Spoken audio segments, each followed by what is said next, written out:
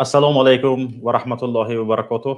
تماشابینان عزیز گرامی، خوش آمدید به برنامه فردای. برنامه خودتان است.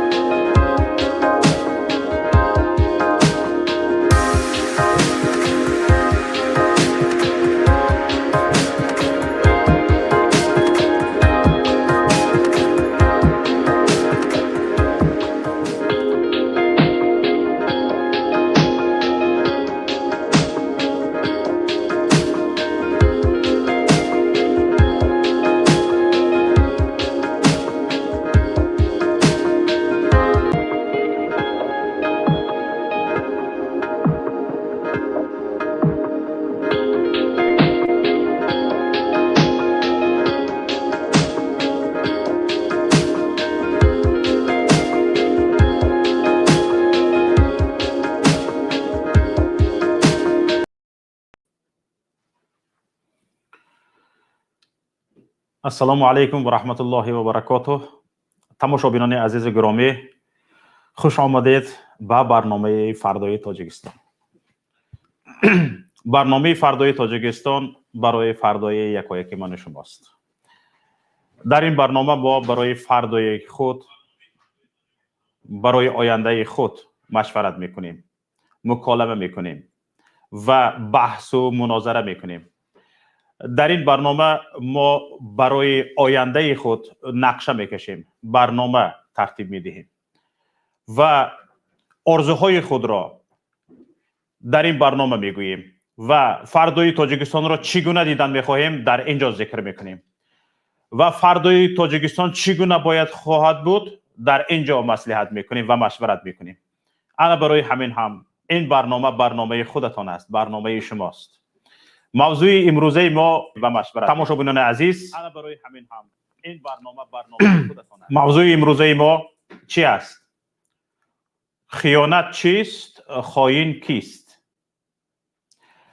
برای چی ما این موضوع را گرفتیم؟ برای آنکه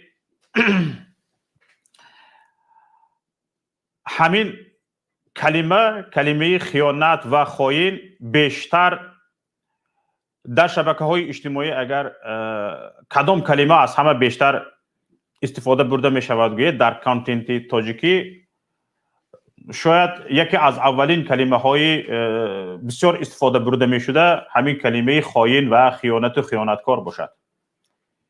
چیزی دیگر، همیشه وردی زبانی حکومتداران ما، همیشه وردی زبانی آنهایی که در مقامات کار میکنن، اگر کسی ضد آنها یگان سخنی گفته ماند، یگان حرفی گفته ماند، در حال در زبان آنها چی میگوید؟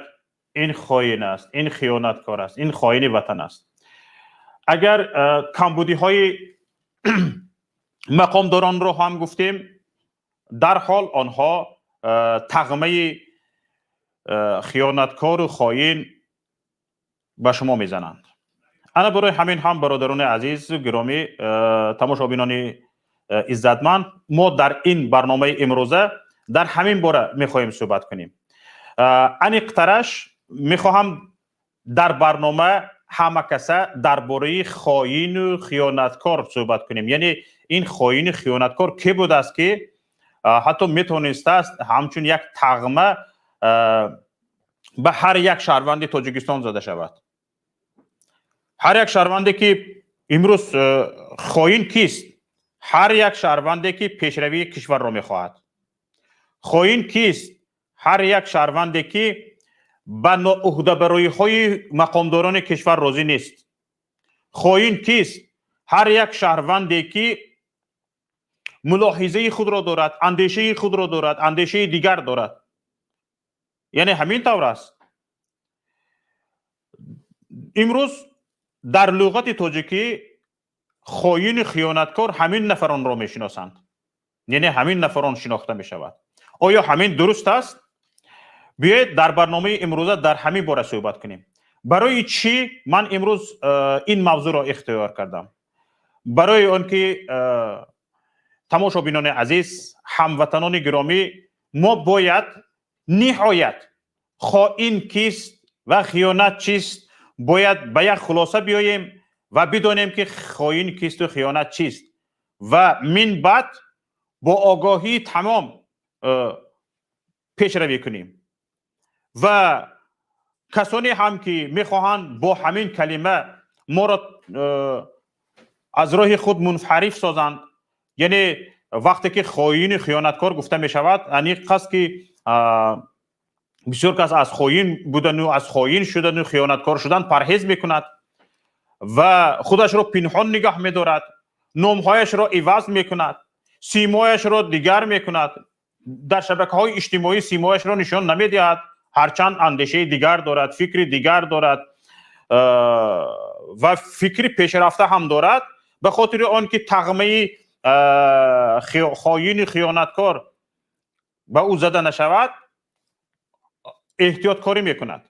انا برای همین ما باید امروز به خلاصه بیاییم که خائن کیست و خیانتکار کیست و خیانت چیست باید بدانیم و نهایت هرچند تغمه خیانت زده می شود، تغمه خائنی زده می شود و هکذاها، ما باید بدانیم که وقتی به خلاصه بیاییم که ما خائن نیستیم، خیانتکار نیستیم و یگانه خواهش ما این پیشروی کشور است، یگانه خواهش ما آبادی وطن است، یگانه خواهش ما و آرزوی امید ما، مقصد ما این است که در کشور عزیزمان سربلندانه زندگی کنیم.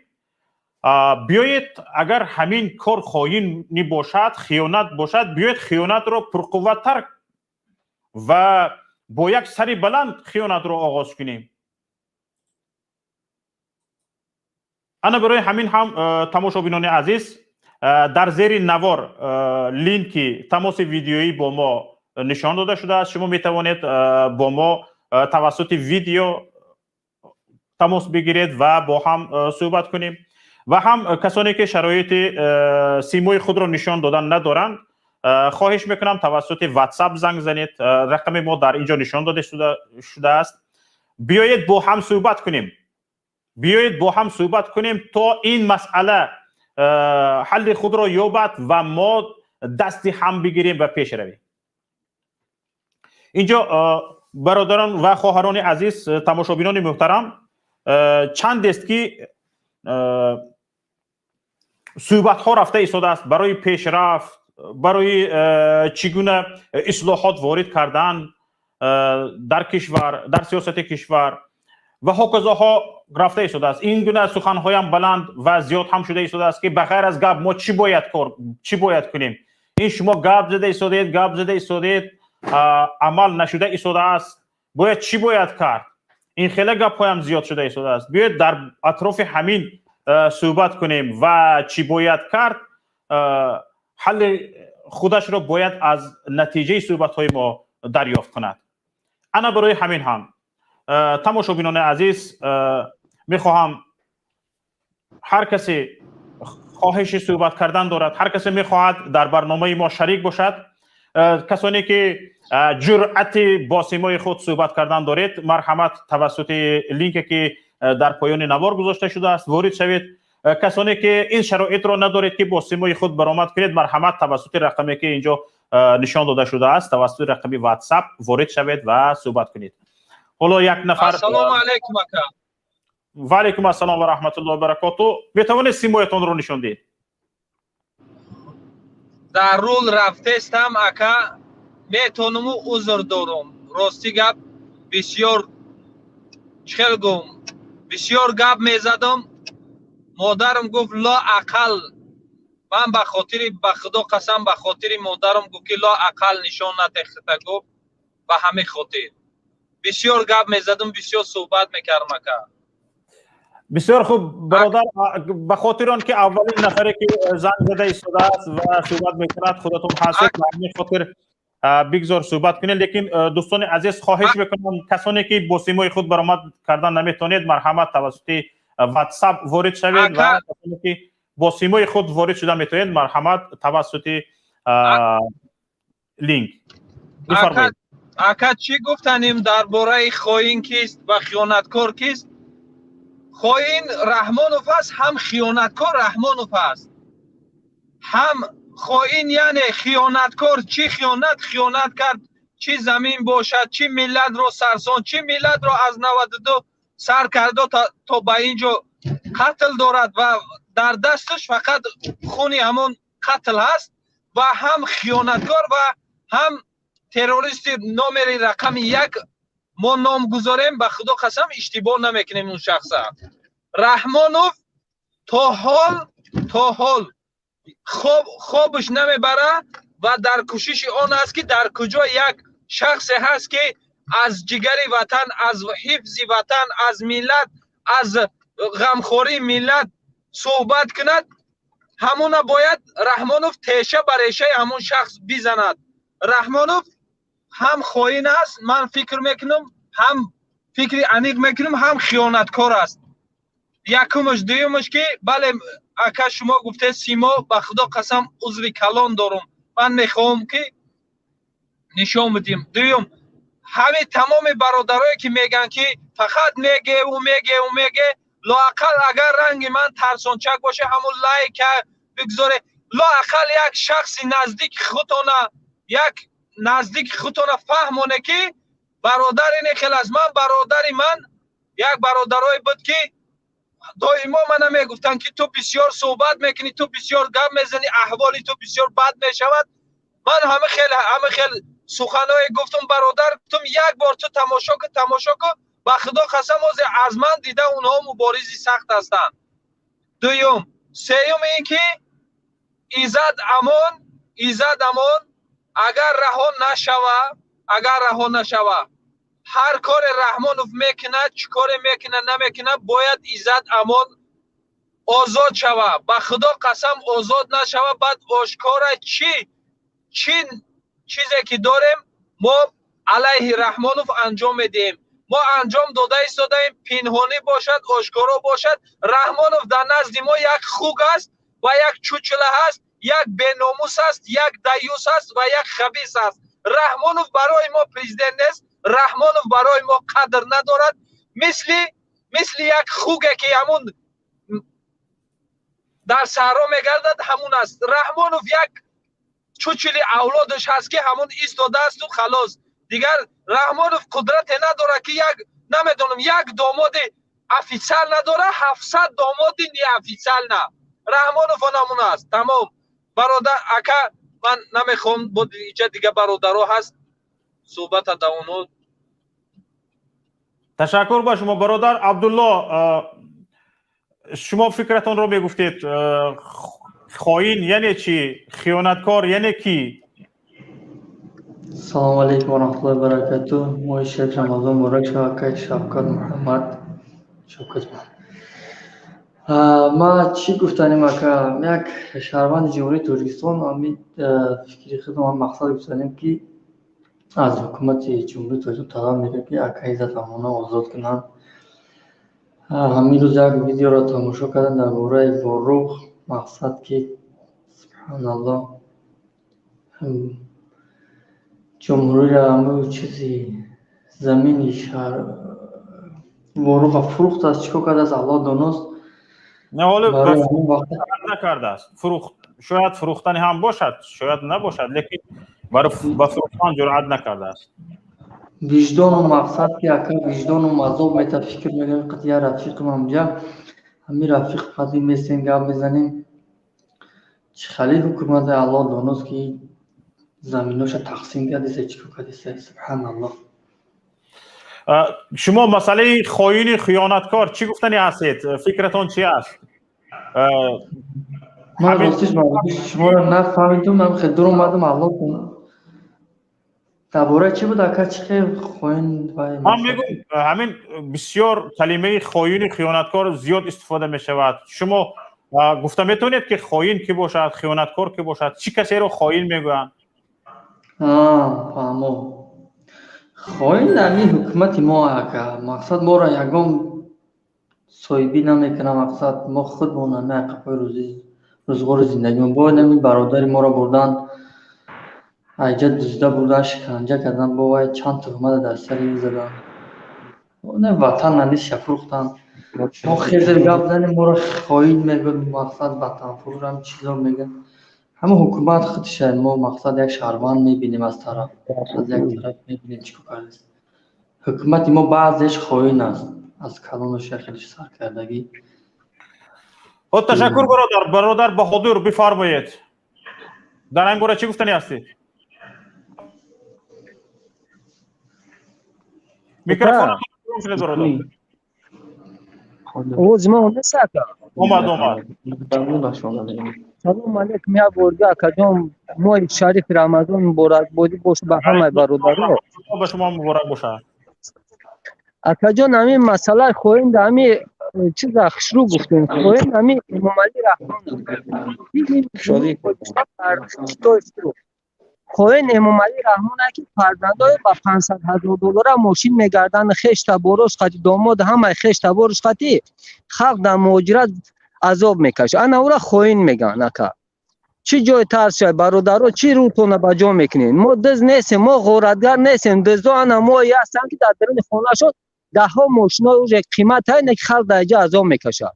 ما مردا همه چیزا توقع میکنیم اکا جان نه که زنا را باید بکشه بگیرن. اون فاحشه‌گری که در تاجیکستان شده است تویا در یک بشرمی شده است با نه چیزا بین ببره نه که نتونست 30 سال تو فقط خلق اوج زورش به خلق خودش میرسه به خلق قرغز به خلق در سر موج چی میکنم با زورش به او نمیرسه فقط زورش به خلق خودش.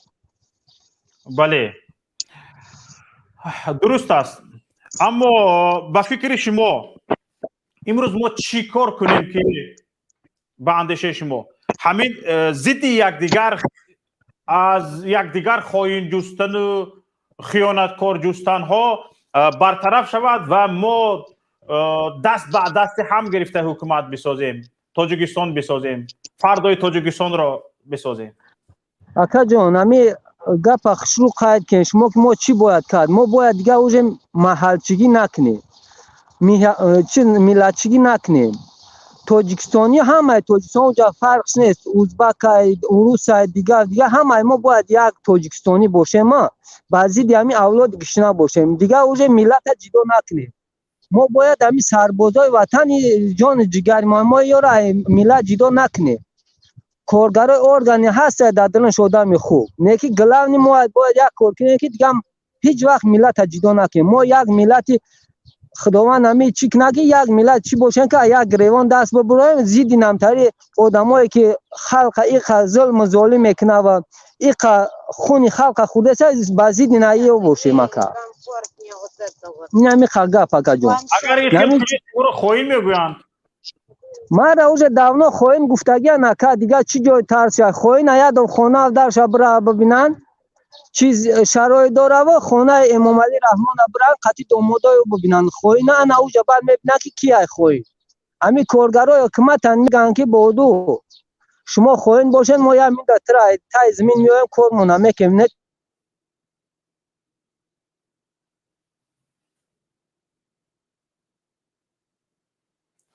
برادر بهادر شک شدید با فکرم ما در آسیا گذشته میگه اکا جون همین قمر گفتنیم که خائن ما باشم همین فسکه ما همین دنیا همین خائن برام نه که ما ای فکر می حال وقت جذاب زنی توجی که در اینجا میبینم کو من در میره تیارم پوسکه من همین خوین باشم جان مرا تستر خدا بگیره که عذاب خلق عذاب ملت خدمت در نهی مهاجرت نبینم اکا این همین قگب ما استفاده همین کلمه چنانه شده است که بعضی چقدر نفرانی که برای ملت دل جانشان میسوزد برای وطن دلشان میسوزد آبادی وطن رو میخواهند پیشروی کشور رو میخواهند ایده ها پیشنهاد میکنن همین نفرها خائن هستند یعنی چنان دانسته میشود که این گویا که سینونیم قهرمان باشد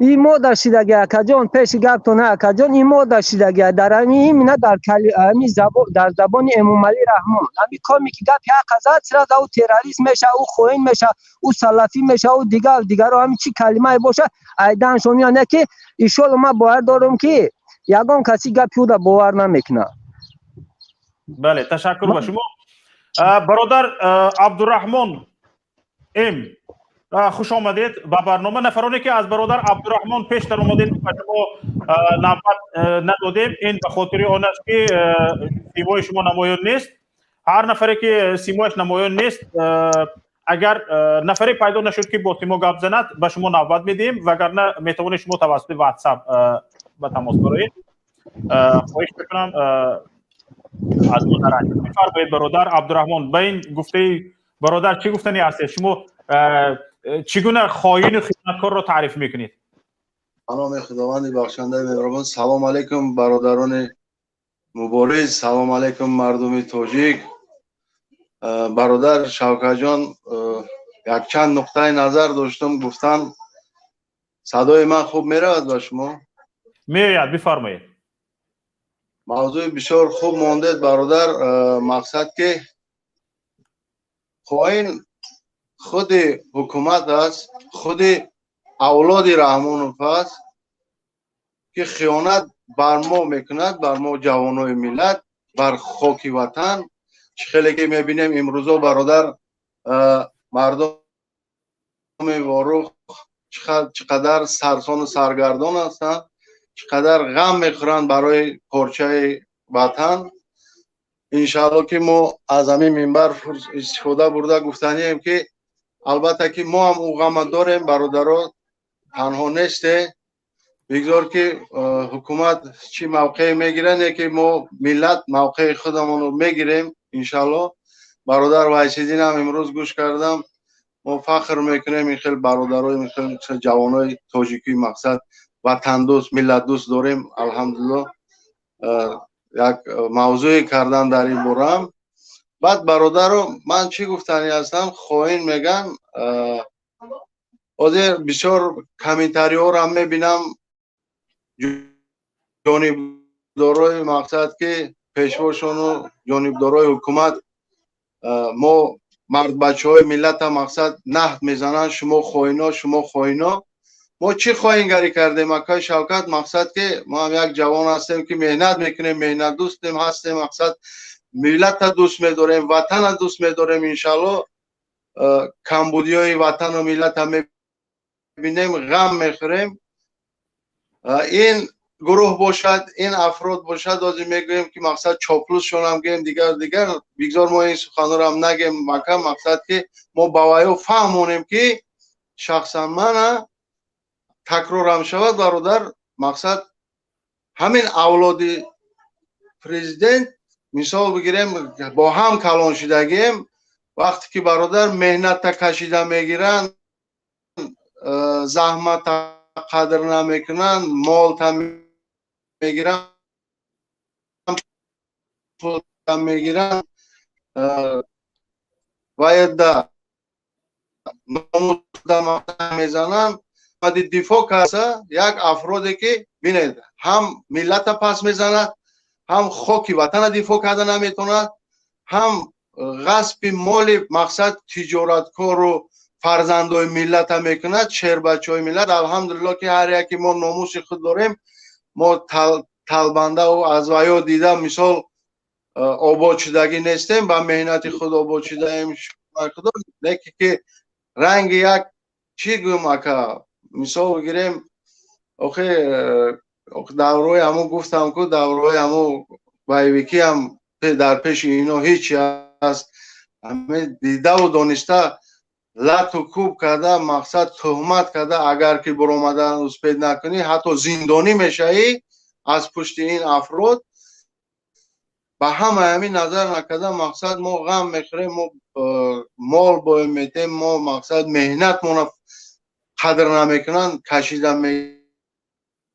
میگیرن به خانه و به در میمونیم میبرویم از وطن با این افرادی هسته که به ناموس نهت میزند ما را که شما خائن وطن ما در کجا گپ زنیم برادر شوکت مقصد که خائن خود انمو حکومتدار است خائن خود انمو چاپلوسای به ناموسی افرادی همه ننگ ندارند مقصد خائن انمینا هستند ما در کجا انشالله که ما با هم متحد شویم ما مقصد ملت بیدار شود که بس کنند محلگرایی را ما این چیزا میخواهیم یک موقع خوب بگیرند ما پیشتر میریم انشالله با این مقصد که این گناه انسان ها نشان میتیم که خواهیم من میخوام به یک چیز اشاره کنم ببینید در رسانه ها عموما در سایت های رسمی وزارت ها دانشگاه ها کالج ها حکومت های محلی و هاکذا در تاجیکستان اگر دل خواه مثلا گریم شما سایت رسمی یک دانشگاهی پلیتکنیکی تاجیکستان رو میکشوید در اونجا برای اون که یک پیشرفت های پلیتکنیکی باشد نوشته شده باشد مقاله های در این موضوع در این تخصص مقاله های ایجادکارانه نوشته شده باشد فقط میبینی کسانی که برای پیشرفت کشور گپ میزنند کسانی که میخواهند در تاجیکستان اصلاحات باشد کسانی که میخواهند در تاجیکستان ترقیات باشد درباره آنها همچون خیانتکار مقاله ها نوشته شده است گویا این یک پیشروی باشد برای دانشگاه که درباره نفرانی که پیشروی کشور رو میخواهند آنها را سیاه کردن آنها را خائن گفتن پیشروی یک دانشگاه است گویا دانشگاه باید کار خودش را کند درباره پیشرفت دانشگاه گپ زند مقاله های علمی چاپ کند مقاله علمی به نشر رساند نه دلخواه رسانه رسمی دلخواه سایت رسمی نهادهای دولتی را بکشوید در آنجا میبینید کسانی که برای خاطر ترقیات کشور گپ میزنند یا که یگان حکومتدار را تنقید کردند امام علی رحمان را تنقید کردند درباره آنها همچون خیانتکار مقاله نوشته شده است همچون یک مقاله علمی یک دانشگاه دانشکده کالج ولی برادر عزیز مقصد من به همین سخنان گفتن هستم که معلم محترم مقصد که چی میگن ما را خواهین میگن شما حساب همین مهاجرا به حساب شما به حساب منم برادر شوکت دیگر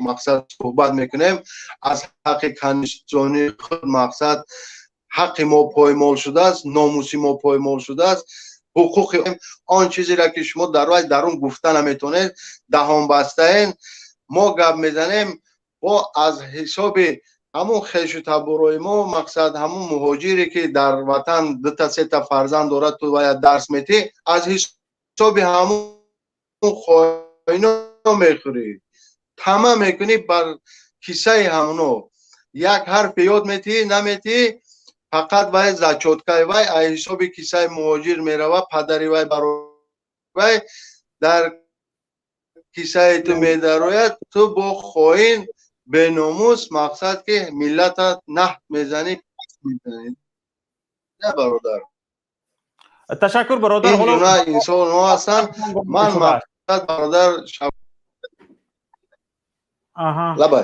بفرمایید گپ کنید بگذار در واتساپ زنگ زده شده است بعد همین مقصد که حاکم برادر ما یک زنگ رو از واتساپ قبول کنیم بعد با صحبت میکنیم. الو. بله. سلام علیکم. و علیکم السلام و رحمت الله و برکاته. موضوع خوین کیست و معنای خوین درست است؟ ها بله آیت الله صدایت رو شنیدم، بفرما برادر. خوین شخص را میگن که میروان میلت را در دیگر دولت میفروشن و مثل کبیری که انا یک چند روز پیش با ایران یک نشست دانشجویان داشت، انا در تلگرام من تماشا کردم، پیش ایران چهارزانو زدد، انا زاره و تولد داشت، دیگه خوین از این دیگر خوینی نمیشه. و کی داشت گفتی برادر آشکارتر گپ زنید کی پیش ایران کرده است؟ محدین کبیری اگر بشناسید یکی از خوینای بزرگ کی چند روز پیش مصاحبه داشت، پیش ایران در چهارزانو زده، ایخی قد میزنی کو بابای شوقت قد زد و زاره و تولا کرد که مرا دستگیری کنین که من تمام دیگر مرا اروپا و دیگر هیچ دستگیری نمیکنن. گفته زاره و تولا کرد، خیش و تبارای من همونجا گفته گریه و نالای محدین کبیری به فلک آیت الله یک شخصی با ایمان دروغ نمیگه. در اونجا خیلی گپ نبود، من اون برنامه رو گوش کردم، در اونجا خیلی گپ نبود. دروغ نگو، یک گپی درستی راست کو. شما هم مصاحبه را گوش کردید؟ بله من گوش کردم. دروغ نگو، یک گپی راستی درست گو. مگر پیش ایران زاره نکرد؟ مگر نگفت که سال 2015 ما را سرکوب کردن، ایران ما را یوره نداد، ما ای خیشیدیم، ما او خیشیدیم، همین گپا را نگفت؟ درست است. زانو نداد است. گفت است که آیت الله ایران یک کشوری است که در مصالحه ملی همچون کفیل شرکت کرده است. کفالت او طبق آنه که در مصالحه ملی اشتراک کرده است و باید وظیفه خودش را همچون کفیل صلح تاجیکان اجرا کند. روسیه، ایران و دیگر کشورهایی که بعضی از سازمان ملل متحد یک دقیقه صبر کن. آیت الله گوش کن برادر، با گپ میزنی ان شاء الله، با گپ میزنی. آیت الله گوش کن. ایران، روسیه و بعضی سازمان ها مثل سازمان ملل متحد اینها کفیل صلح تاجیکستان هستند. در تاجیکستان امروز دیده ایستادیم. من تو حاضر چگونه گپ زده ایستادیم؟ همین گپ ما نشانگری آن است که وحدت وجود ندارد. تو آشکارا یک نفر یک هموطنت رو بدون دلیل خیانتکار گفته ایستاده ای، این نشانگری آن است که در ما وحدت وجود ندارد. وحدت از بین رفته است.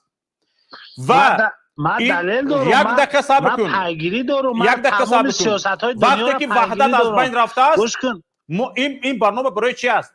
این برنامه برای این است که وقتی که وحدت از بین رفته است، این وحدت تا به میان نبیاید تاجیکستان آباد نمی شود. ما با یک دیگر سنگزنی کردن نمیگردیم. تاجیکستان آباد است. تو آشکارا میبرایی، گوش کن یک بار، یک دقیقه گوش کن. تو آشکارا میبرایی میگی که گوش کن گپ زدی. من سوال تاجیکستان با شما برای این خائنا محتاج نیست. اینا فراموش نکنین. تاجیکستان فرزندای فرزانه ملت داره که تاجیکستان آباد کردن. فهمیدید؟ گوش کن. الو گوش کن برادر عزیز. تاجیکستان هر یک شهروندش نیاز دارد. هر یک شهروند تاجیکستان شهروند برابر حقوق، کامل حقوق است و از برابر تو است. تو چه خیلی که خودت رو یک شهروند کامل حقوق کشور میگویی، هر یک شهروند تاجیکستان خواه در مهاجرت است، خود در پناهندگی است، در هر جایی که باشد و شهروند کامل حقوق تاجیکستان است و یک روز برمیگردد به کشور، هر روز به خاطر آبادی کشورش صحبت میکند. برای همین تو یک بار گوش کن شوقت، وطن مثل مادر هست. بله وطن مثل مادر باشه، پس بدون که محدین کبیری و شما فرزندای آق شده این مادر هستید. شما هموطنان ما هستین، اما آق شده هموطنان ما هستین. شما نفران نزدی همین وطن شما آق کرده. گوش کن. آواز کش این گپ نزند، من گپم گویم این گپ نمیتیه به من. گوش کن. محیدین کبیری فقط درباره آبادی کشور گپ زده است. بله. محیدین کبیری فقط ایده های خوب برای پیشرفت کشور داده است. بله. محیدین کبیری همچنین یک سیاستمداری درجه بین المللی شناخته شده است. بله. از امام علی رحمان بیشتر محیدین کبیری را میشناسند و ریتینگ محیدین کبیری از ریتینگ سیاستمداری و سیاستدانی سیاست شناسی محیدین کبیری از امام علی رحمان بالاتر میستد. درباره سیاست اگر درباره امام علی رحمان گپ زنی همه میخندد، تمسخر میکند. درباره محیدین کبیری گپ زنی همه عالم گوش میکند. این مگر خیانت است؟ این آبروی کشور نیست؟ آبروی کشور است.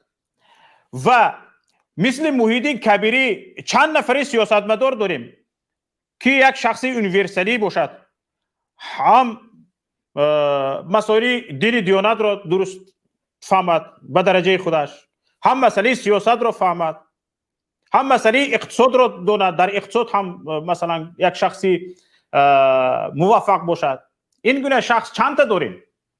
تمام پارلمان تاجیکستان را یک بار از سر تا به آخر گیر، با کدام سطح محیدین کبیری رفته میرسد. به یکی از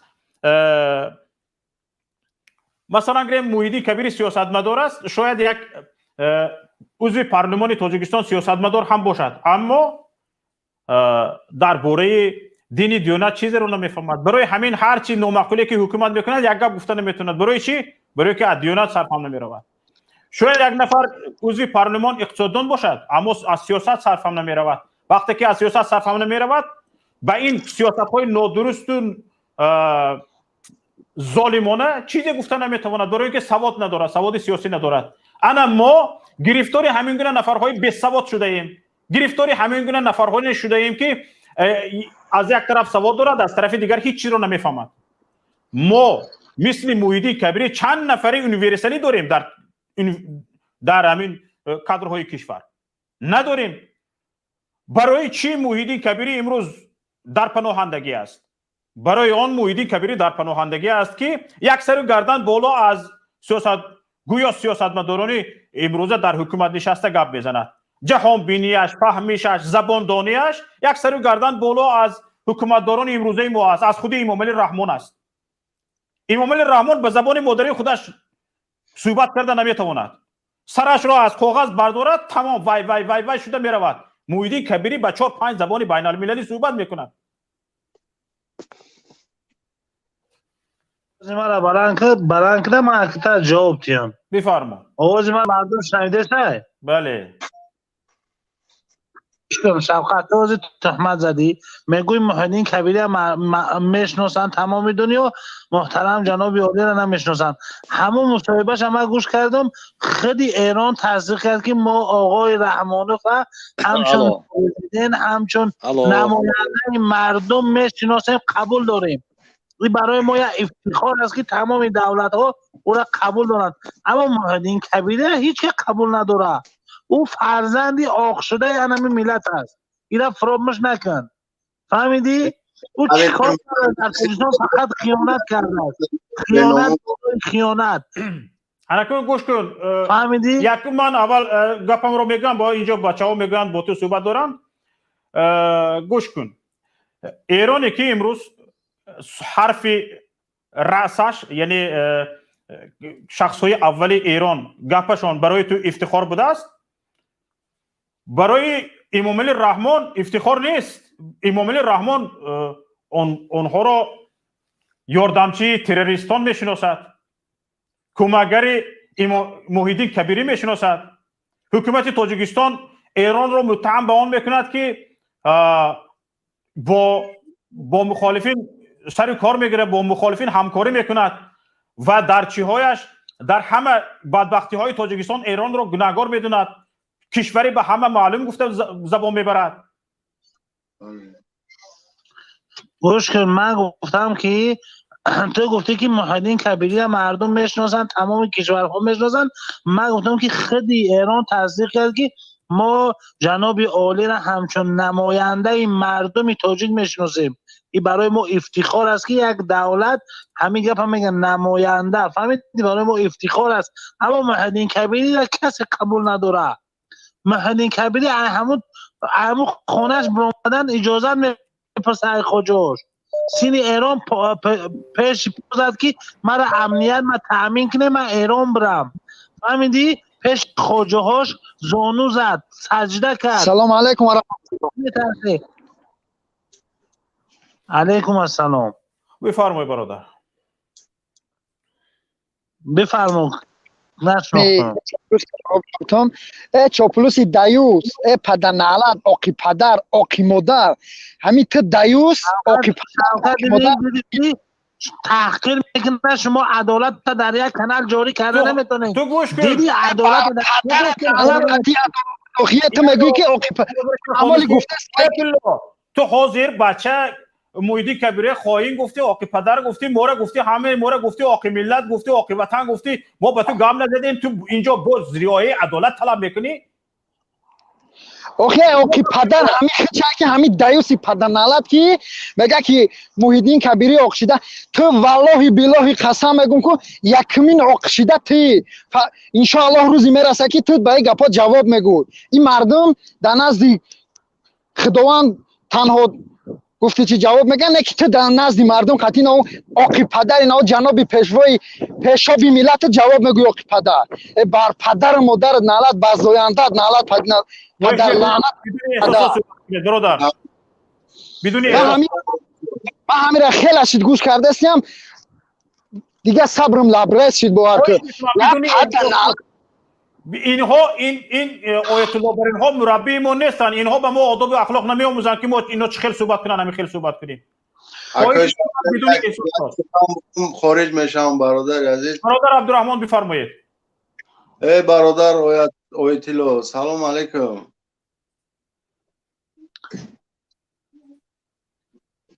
میشنوی مرا برادر؟ سلام. دیوان آیت الله ساز خوبه، سلامتیات خوبه. تا جای من میدانم برادر چاپلوس کلان مقصد خوب میشنوم برادر عبدالرحمن مقصد خوب میشنوم. من میدونم تو یکی از نفرهای هستی که از بانک ها قرضدار گرفتگی هستی. من میدونم تو کارگر کجایی. یکی از نفرهای هستی که یک بربری انرچی کیدت گرفتگی امروز ترکیه قرار داری. فهمیدی؟ امروز در همین حزب نهضت در روی 24 شده. این قسم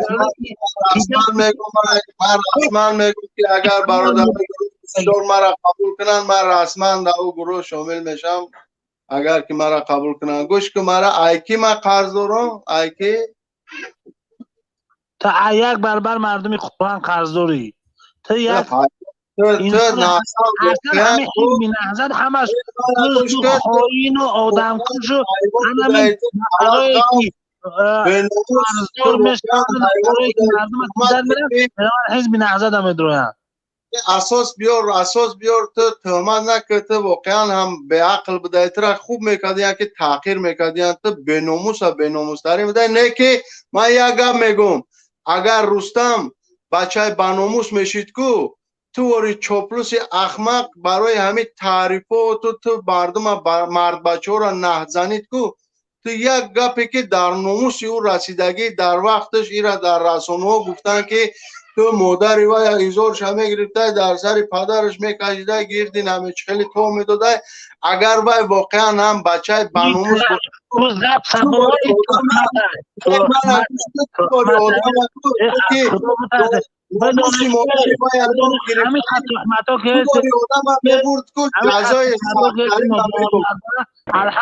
باناموس بشید. فهمیدی؟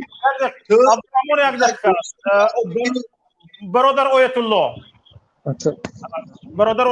لطفا گوش کن. من انشالله امیدوارم که این حرفای تو دلسوزانه است، به خاطر چاپلوسیت نیست و به خاطر بی‌سکیت نیست، به همین خاطر که میخوای وطن آباد باشد و فکر میکنی که توسط انامین حکومتداران امروزه ما کشور پیش میرود، کشور آباد شده است. انا به همین خاطر میخوای ما را هم متقاعد سازی که کار درست میکند حکومت امروزه. من از تو یک خواهش دارم برادر عزیز.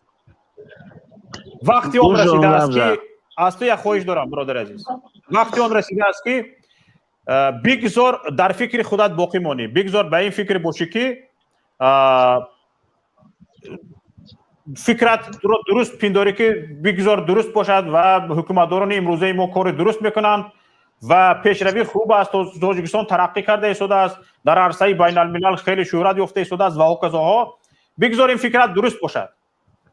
اما برادر با ما هم حق بده که ما هم بگوییم که حکومت کار نادرست میکند و ما هم حق بده با دلیل. وقتی که با دلیل گپ میشود، اینجا من در همین کامپیوتری که تو در پیش برام دیده ایستادی دوستم، تحلیلی 3 ساله وجود داره. تحلیلی 3 ساله اقتصادات تاجیکستان، سیاست تاجیکستان وجود داره در همین کامپیوتری که در من دیده ایستادی. روز به روز وجود دارد برادر، روز به روز وجود دارد. حالا فقط یک کامپیوتر این است که حالا اینم کامپیوتر گفته نمیشود. هر یک چیزی که اگنتی آمار رسانه‌ای کرده است، هر یک چیزی که سایت رسمی اگنتی اطلاعاتی خاور رسانه‌ای کرده است، از روی همین تحلیل بردیم. تحلیل 3 ساله در همینجا وجود دارد. تا 5 سال تحلیل داریم برادر عزیز. اکثریت بر این است که اکثریت حالا بر این است که تاجیکستان دارد روز بر روز. یک دقیقه برادران، آیت الله گوش کن. تاجیکستان روز بر روز با بطلاق فساد غوطه میخورد، روز بر روز بانکرات میشود. امروز ها اگر برآمده اون روزه مرا در برنامه دیدگاه اگر آیت الله گوش کرده باشی، تو ببین ذخیره های کشور از بین رفته ایستاده است. تاجیکستان امروز مجبور شده است از سال 2019 تا به امروز 12 مراتب بیشتر ذخیره کشور را بفروشد. ذخیره دارایی کشور، ذخیره که باید ذخیره باشد در خزینه، اون را برآوردن فروخته ایستادن. معلومات دقیق وجود دارد. ما حالا این را با تفویض تایید نکردیم. یک نفر از اولاد در شویتزار خودش را ثبت نام کرده است، همچون یک کارخانه، همچون یک شرکتی خریدار طلای سنگ‌های قیمت‌بها. این اولاد در شویتزار سلام علیکم از خودش گرفت، از تاجیکستان گرفته به خودش طلا را فروخته ایستاده است.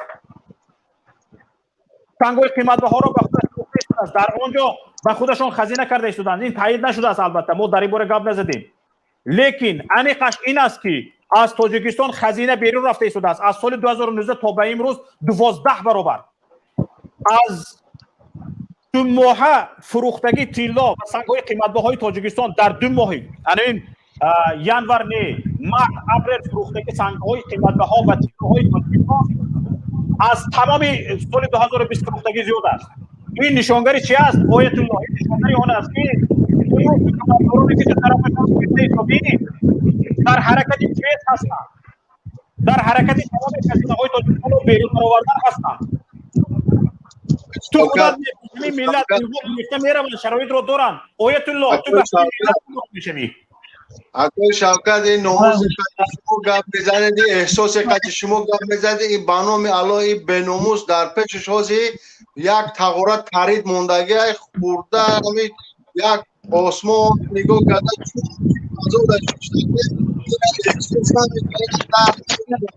به نماز انشاءالله.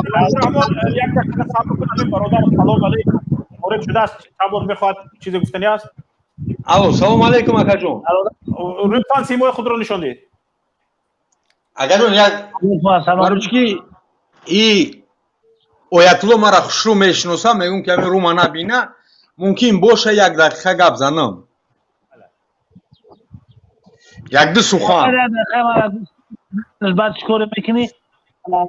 ما میگم اکا شوکت آیت الله صداش پاس کنید دیگه. آیت الله برادر سلام علیکم. اکا جون سلام علیکم. و علیکم السلام رحمت الله. بفرمایید. این مرغ مرا میشناسه، برام که من میگم که رو من نشون نده. بدون احساسات و تحقیر گپ زنید. اینها مربی ما نیستن، اینها تعلیمگری ما نیستن که اینها چه خیلی گپ زنن ما همین خیلی گپ زنیم برادر. اکا جون التماس یک سخن این این مرغ این مرا میشناسه خوشرو مرا میشناسه التماس ده که اگه گپی دغل گفته باشم بخشش با بینندگان با مخلصانی که با برادرای اسلام بخشش میپرسم در ماه شریف رمضان این مرغ ایرا هم میدونه خوشرو این مرغ حکومت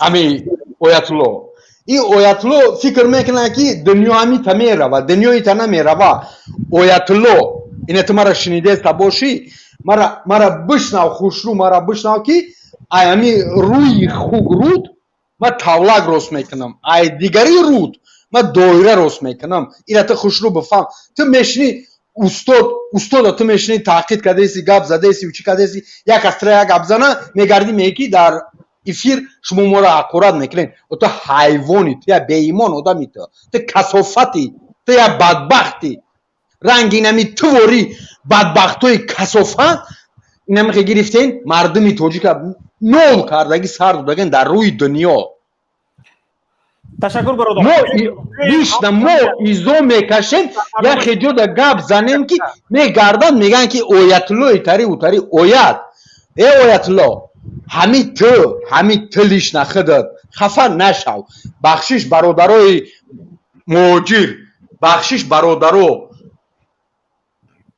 گروه 24 اصحابی نه برای که یک اکای مرا ترمده شنوندگیانش نامش نمیگیرم گپ بسیار میشوه بلند میشوه آیا خدای در طوری سر با الله بالله قسم میخورم با ایمانم قسم میخورم همی رسپت شوه کو باور کنی کو تو فرزند مایدکی تو زلال تو دوایو را میرسه بفهم مرا خوشروگی اکای مرا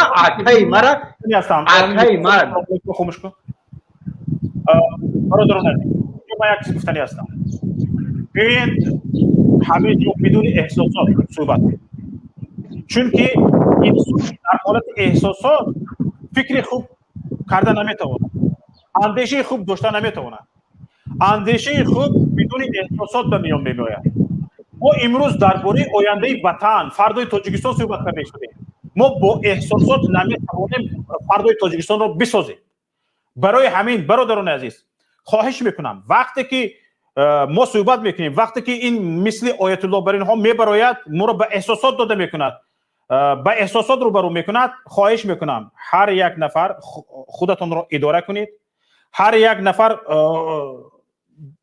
یعنی چنان صحبت کنید که به احساسات داده نشوید وقتی که بدون احساسات ما آرامانه صحبت میکنیم با اندیشه های خوب میتوانیم صحبت کنیم اگر ما به احساسات داده شویم فقط میخوایم همین فکر اندیشه ما با آیت الله بند باشد و به همین آیت الله جواب بگیم نه ما به آیت الله نه ما امروز باید درباره آیت الله نه درباره وطن فکر کنیم با آیت الله هم حق بدهیم که بگذار در همین فکرش باقی میمونه فقط همین قدر که تنقید کند تأخیر نکند بگذار در فکرش باقی ماند 5 پنجه برابر نیست و ما در خواهش آن هستیم که مقصد ما این است که فکرهای گوناگون اندیشه های گوناگون برای ساختن آینده تاجیکستان مترقی باید تحمل همدیگر را داشته باشند اندیشمندان باید هر یک نفر اندیشه غیر را احترام کند اندیشه غیر را بپذیرد و برای پیشرفت کشور استفاده برد هرچند اندیشه موافق اندیشه خودش نیست اندیشه غیر انا برای همین هم بدون احساسات صحبت کنیم بدون حقارت بگذار جدی باشد با جدیت باشد اما بدون احساسات و بدون حقارت حالا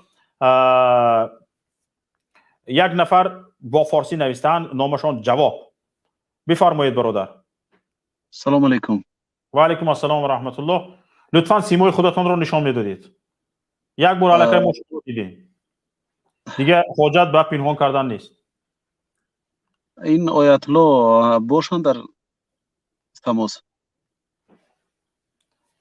گپ زدن گرین برادر آیت الله وظیفه داره است که از از ما دور نشود. هرچند از برنامه برایت هم در همین من شما را گوش کرده می ایستد. نه من میخواهم مستقیما بگذار از تو اطلاع در تماس.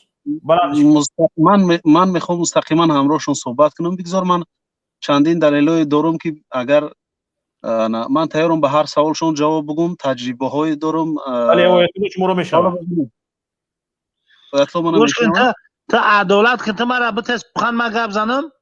حاضر یک نفر میخواد با شما چیزی گفتنی هست بگوید بعد به شما نامه بده. من اول جواب پیشنگه بده. من هر سوالی که دارم جوابش میگم. مالا شما صبر کنید. آواز من از تو شنیده است؟ شنیده ایستاده است. شما صبر کنید این برادر گپش گوید بعد جواب میدید. مالش از یک دقیقه تمام صبر کنید باشد. برادر جواب بده. آدمی که برومد اویتلو صبر کن. آدم برومد تهدید گوش کن. آدم اویتلو صبر کن. اویتلو واسه کش این گپ نمیفهمه. برادر جواب بده.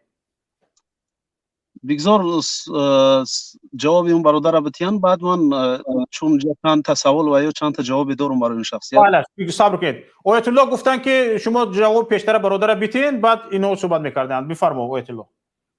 همون انسانی که برآمد گفت که مرا اویتلو میشناسد روش بجا کرد کو او حیز میبینه روش بجا مینه او زنک روش بجا مینه او مردک باشه که خیر روش خطی گپ زنه ادکریتی گپ زنه اگر حیز بینه من روش بجا کنه دیگر خچ زنک اعلان کنه مرد در مقابل مرد چی در شریعت حیز دیدگی روش پنهان میکرده است. زنها فقط خودشون پنهان میکنه. حیز پریچو میگه گفتی روزها. حالا بگذار حیز از زن فقط میبینه وای مرا که میبینه گو میرینه دیگه حیز که میبینه سیمای من کو دیگه چی میکنه خروش پنهان میکنه. برادر اکنون این برادر جواب گپ زده شدند. برادر جواب خواهش میکنم با سیمای خودتون برآمد کنید خوب میشد. من معذور دارین.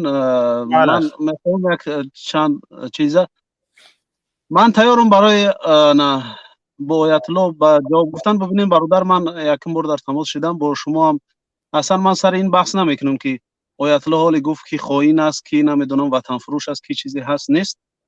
من میخواهم از همون دعواهای اویتلو صحبت کنیم. بگذار سر همون دعواهای خودش. خب من میشنوم اویتلو. میشنوم شما رو اویتلو.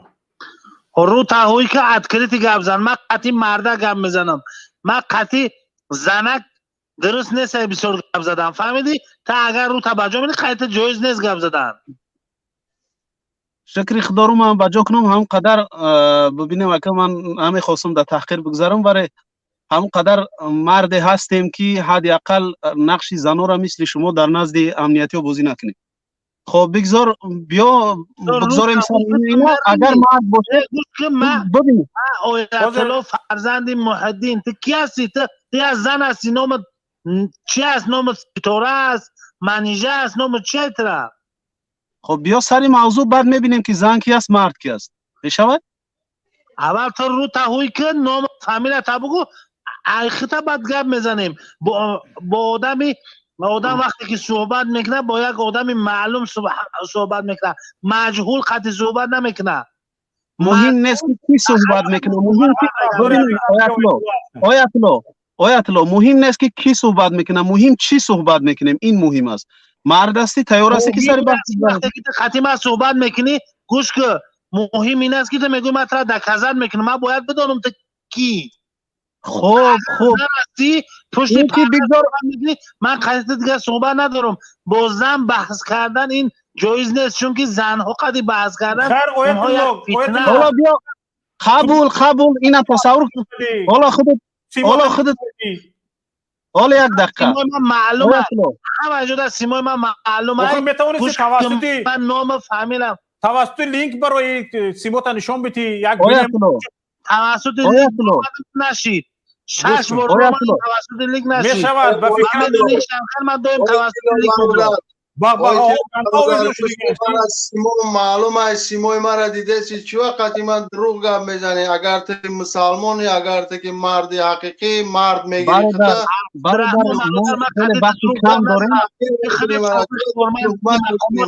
گوش که من برادرای را میشناسم. وقتی که تو صحبت میکردی برادرایی که در قطعی من شیشتگی بودن همون من از زبان همون برادر رو گپ زدم. فهمیدی من میکنه به ناموس برادر نمیدونم. برادر اگر حد میکن برادر عزیز جواب میدیم پیش از همه سخن برادر جواب میدیم پیش از اون که سخن رو با برادر جواب بدیم من یک چیز گفتنی هستم. برادر آیت الله خواهش میکنم این من هیچ وقت با تو من تو این برنامه رو برهدر دادنی نیستم. این برنامه مقصدناک است. در این برنامه ما بخواهیم برای آینده تاجیکستان فردای تاجیکستان صحبت داشته باشیم مشورت داشته باشیم. اگر مفید صحبت کرده میتوانی صحبت کن. این نفر گفته ایستاده است که من با سیمای خودم برآمد کرده نمیتونم تو هم سیمای خودت نیست است. تو خودت رو شدیور نگیر. آیت الله مرا همه میشناسند. شاید این برادر شوکت معذرت میخوام من مشکلی سر چهره خودم نیست. اگر تو با آداب صحبت کردن میتونی برادر آیت الله گپی برادر رو گوش میکنی جواب میدی گوش میکنی جواب میدی. اگر همین کار رو کردن نتونی از استودیو خارجت میکنی. سیما میبرم استودیو را چند نفر اد کلچت که من در اومده بدونم من با سیما میبرم. من یگان جای ترس ندارم. من یک جای ترس دارم. با سیما میبرم. برادر عزیز برادر آیت الله منم میشنوی؟ من میشنوم. تا اول با سیما خودت برو. آخر ببین من برای اینکه تو دعوای زن و مردی کنی اول به همو راهبرات بفهمون که مرد باشن و با مردها رو برو شون مثل زنها موی سفید کامپیوتر رو نکشونن با پشت پنجره تا مردم مرد بر این صحبت کنن. حالا ببینید نه تو مرد نیستی. برای این اول مردی را خواهش میکنم اول مردی را با اون راهبرات بآموز بعد بیا با این مردم از مردی صحبت که ولی میگذاریم این چیزا بیاد. مهم در ما کی بدن نیست. مهم این که بحث است اینجا که کسی طرفدار کی است کسی مشکلات ایجاد کرده. اگر خودت تیار هستی با سوالای من جواب گفتن یک لحظه من گوش میکنی من سوالات میتم. اگر نه خودت میتونی که سوال بدی من جواب بدم. چی نام برم ستاره نامت بگیریم یا که منیجر هر چیزی که نام میبری اونش کاری خودت است. همونش من خورد ستاره بگو من به نام ستاره خریدم بزنم یا که منیجر. حالا ببین اگر آیت الله برا گم شو اینجا هفته خنک. ببینیم برادر شوکت من راستی در قسمت به خاطر همین در آمده بودم به خاطر همین برادر به خاطر همین آیت الله در آمده بودم که اینا همین قدر مردی دارن. من به همین خاطر در آمده بودم که دقیقاً ده ها دلیل داشتم که دلیل های دقیق و گویم که انیق با تمام سند من میخواستم که این برادر جواب بگم به این سوالای من یا حدی اقل با دلیل من به سوال هاشون جواب بگم که اینو زن و مرد نمیدونم ستاره و کسی دیگر بهانه کردن خیلی اینا هم قدر مردی دارن دیگر ما گفتنی نداریم. ما تنها به خاطر این برادر در اومده بودم که تمام برادر من سوال دارم. از همین فرصت نوبتتون استفاده برده میگفتید که تعریف خائن خیانتکار چی است؟ خائن کی است؟ خیانتکار کی است؟ خیانت چی است؟ ببینیم برادر اینا اصلا حالا ببینیم ما اگر بحث خیانت دوارشیم خیانت خیلی پهلوهای زیاد دارد. خیانت میتوند به مقدسات باشد خیانت میتوند به شخصیت ها باشد خیانت میتوند هر شکل‌های خیلی گوناگون داشته باشد. ولی اینها مشکلی سر این است اکثریت اینها میدونن که یعنی این بحثا و این انتقادها حدی اقل اگر خیانت هم باشد در حق شخص است نه در حق مقدسات مثل وطن و چیزی دیگر. و اینها یک قسمی دیگرش بیچاره ها نمیدونن که حالا وطن آیا شخصیت مثل یک راهبر یا کسی دیگر چی فرق دارد. اینها مثلا یک راهبر انتقاد کرده اینا میکشن به خائن وطن. حالا فرقیت بین این که وطن چیزی دیگر است راهبر چیزی دیگر است حکومت چیزی دیگر است حاکم چیزی دیگر است. اینا این چیزا را صرفا هم نمیروند. بنابراین اینا همه تمام تماشاگران شما این چیزا میدونن. فقط یک گروه که خورده که نمیدونن خواهش میکنم از اونا که جدا کنم بین شخصیت. حالا من خائن باشم برای آیت الله مشکل ندارم، من خائن باشم برای کسی دیگرش، برای برادر شوکت مثال من مشکل ندارم. اگر من مشکل دارم زمانی که خائن برای وطن باشم، اما اگر برای این که برای آیت الله مثلا من خائن باشم، من خائن وطن حساب کنم، اینجا مشکل است. برای برادر شوکت اگر من خائن باشم، من خائنی مردم تاجیک حساب کنم، اینجا مشکل است. حالا این موضوع را میگذاریم برادر، به خاطر که اینها میدانن این چیزا، ولی دستورات هست اینجا برادر. من یک سه قید میکنم، بعد خیلی فرصت کم دارم برادر. حالا من از تجربه از داخل میگم، اینا یک گروهی همون فرمای جوابی که میگیم برابری اصلا از دستگاه پرزیدنت، برابری مشاور پرزیدنت عبدالجبار رحمانزاده این چیز اداره میشود. حتی در ساختارهای امنیتی هم پر گوییم که این سمت با ما در اومدم بلد دوری چی در اومدی قبول که گروه 24 ریسک داشتم. این برادر کسی از صداش کنید. حالا اینها برابری اون شخصیت گوییم که این سمت اداره می شود.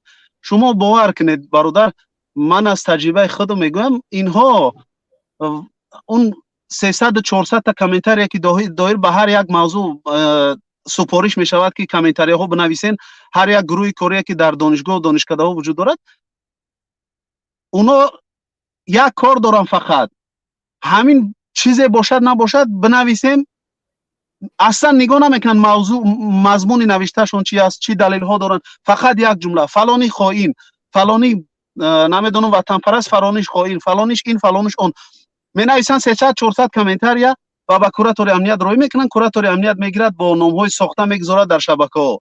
اینا همین قد چیز دارن که بعد این قدر خائنایی که در کامنتاریا ها میبینین، اینایی که میبرن برآمد میکنن، از همین چیز سر میزنن. دقیقاً مثل اون اور اینترنت هم وقت نقش قیمت میکردن، اون زن برآمد امضا جمع کنی آغاز کرد در نزد دانشگاه اسلامیانی و اینها وقتی که امضا جمع کنی آغاز کرد، همون ساعت دستور شد تمام گنرال‌ها در دانشگاه و دانشکده ها و مؤسسه ها تقسیم شدن و هم خلاصه که تقسیم شدن سر یک چیز. وقتی که از اونجا تلفن کردن دانشگاه ها را و مؤسسه های تعلیمی را که گنرال ها میان دایر به این موضوع صحبت میکنن، در دانشگاه ها یک شعبه اطلاعاتی است، در تمام دانشگاه ها وجود دارد، شعبه اطلاعاتی و تحلیلی و همین شکل برین. اونها الکی دانشجوها را آماده کردن بر دروغ باید بخیزن دفاع کنن از این چیز. حالا دلیلاشون هم به مثل این خائنگویاشون، دلیلاشون هم چی گویم به شکلی خودشون. انا اینترنت به سلامتی آدم ضرر دارد، اینترنت وقتی آدم میگیرد، اینترنت پول آدم میره باید، اینترنت چیزی دیگر میکند. دقیقاً همون آدمایی که همین گپا را گفتن خودشون 24 ساعت در اینترنت کار میکنن. بله. حالا من از یک بعد برآمدش یک تا سوال کردم، گفتم که خب راست بگو که خودت اینم در یک ماه مثلا 60 70 سوم اینترنت میخریدی، حالا تیاره که 180 تومان بتی 160 سوم بعد در جای 80 سوم اینترنت بخری، دیگر نمیدونه چی جواب بگه. خیلی میگه همین خلاصه که چیکار میکنی.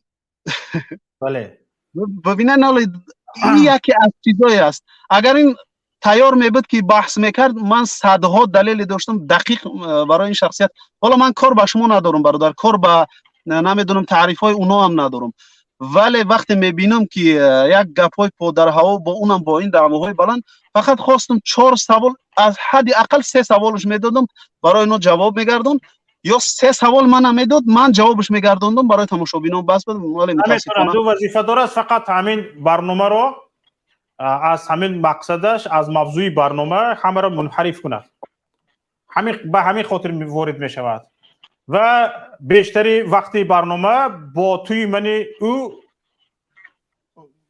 برحضر بشود. برای همین و همین خاطر امون رابری پیمان ملی در یک برآمدش یک همین خیلی یک چی گویم اصطلاح چاپلوسش میگیم یا که منفعت دارش میگیم یا چیز دیگرش میگیم، وارد شد همین خیلی یک خلالای وارد کرد. اونا یک جواب خوب گردوندن که خاموشش کنین، اینها وقت اونقدر ارزان نیست که ما با اینها سر کار گیریم.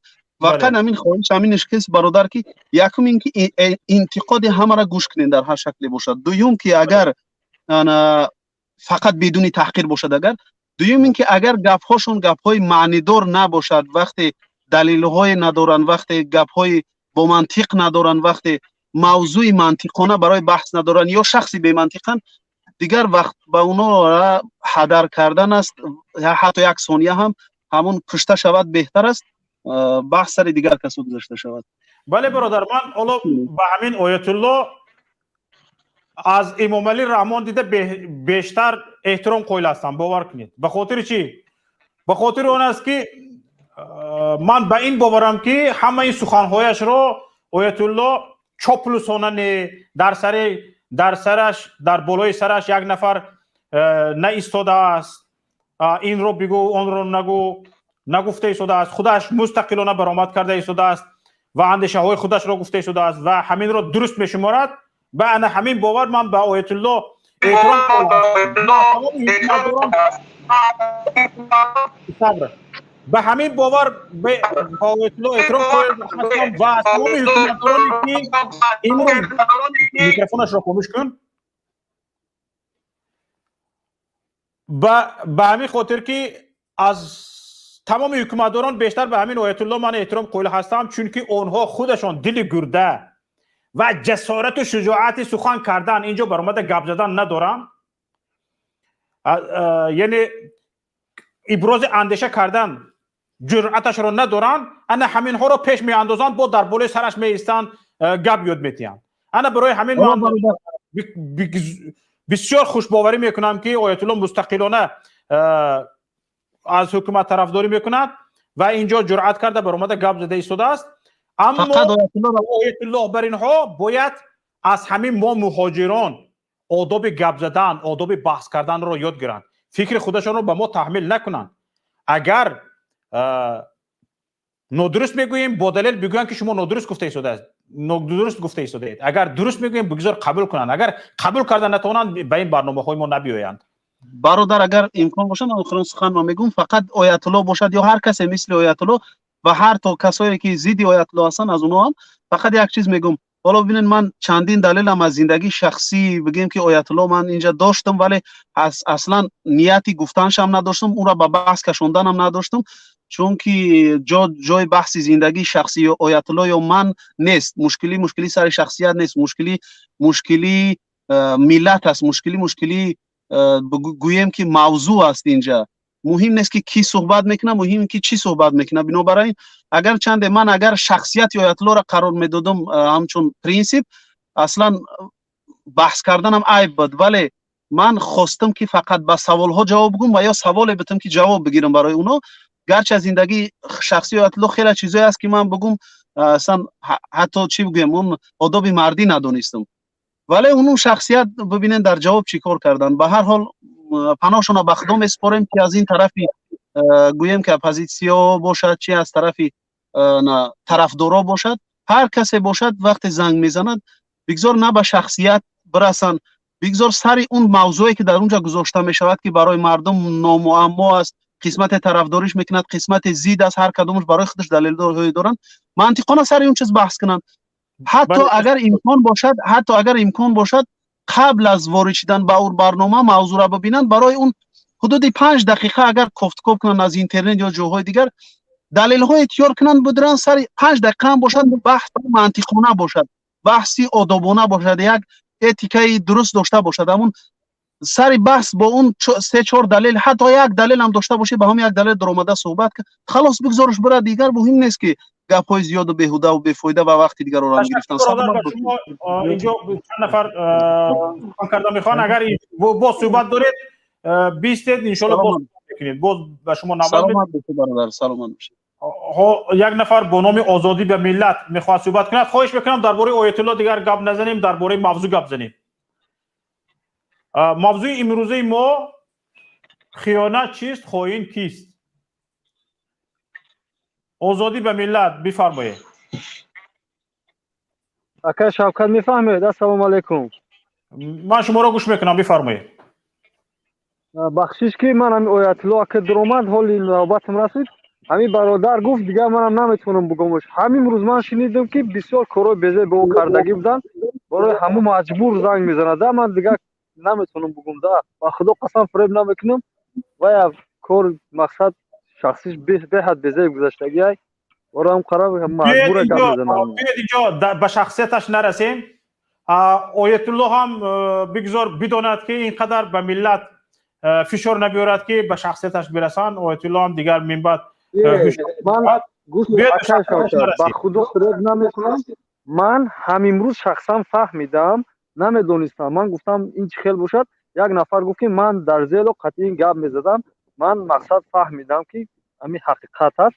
دیگه نمیتونم بگم. این برادرم گفت نمیگیم، خیلی شخصیش نمیگیم.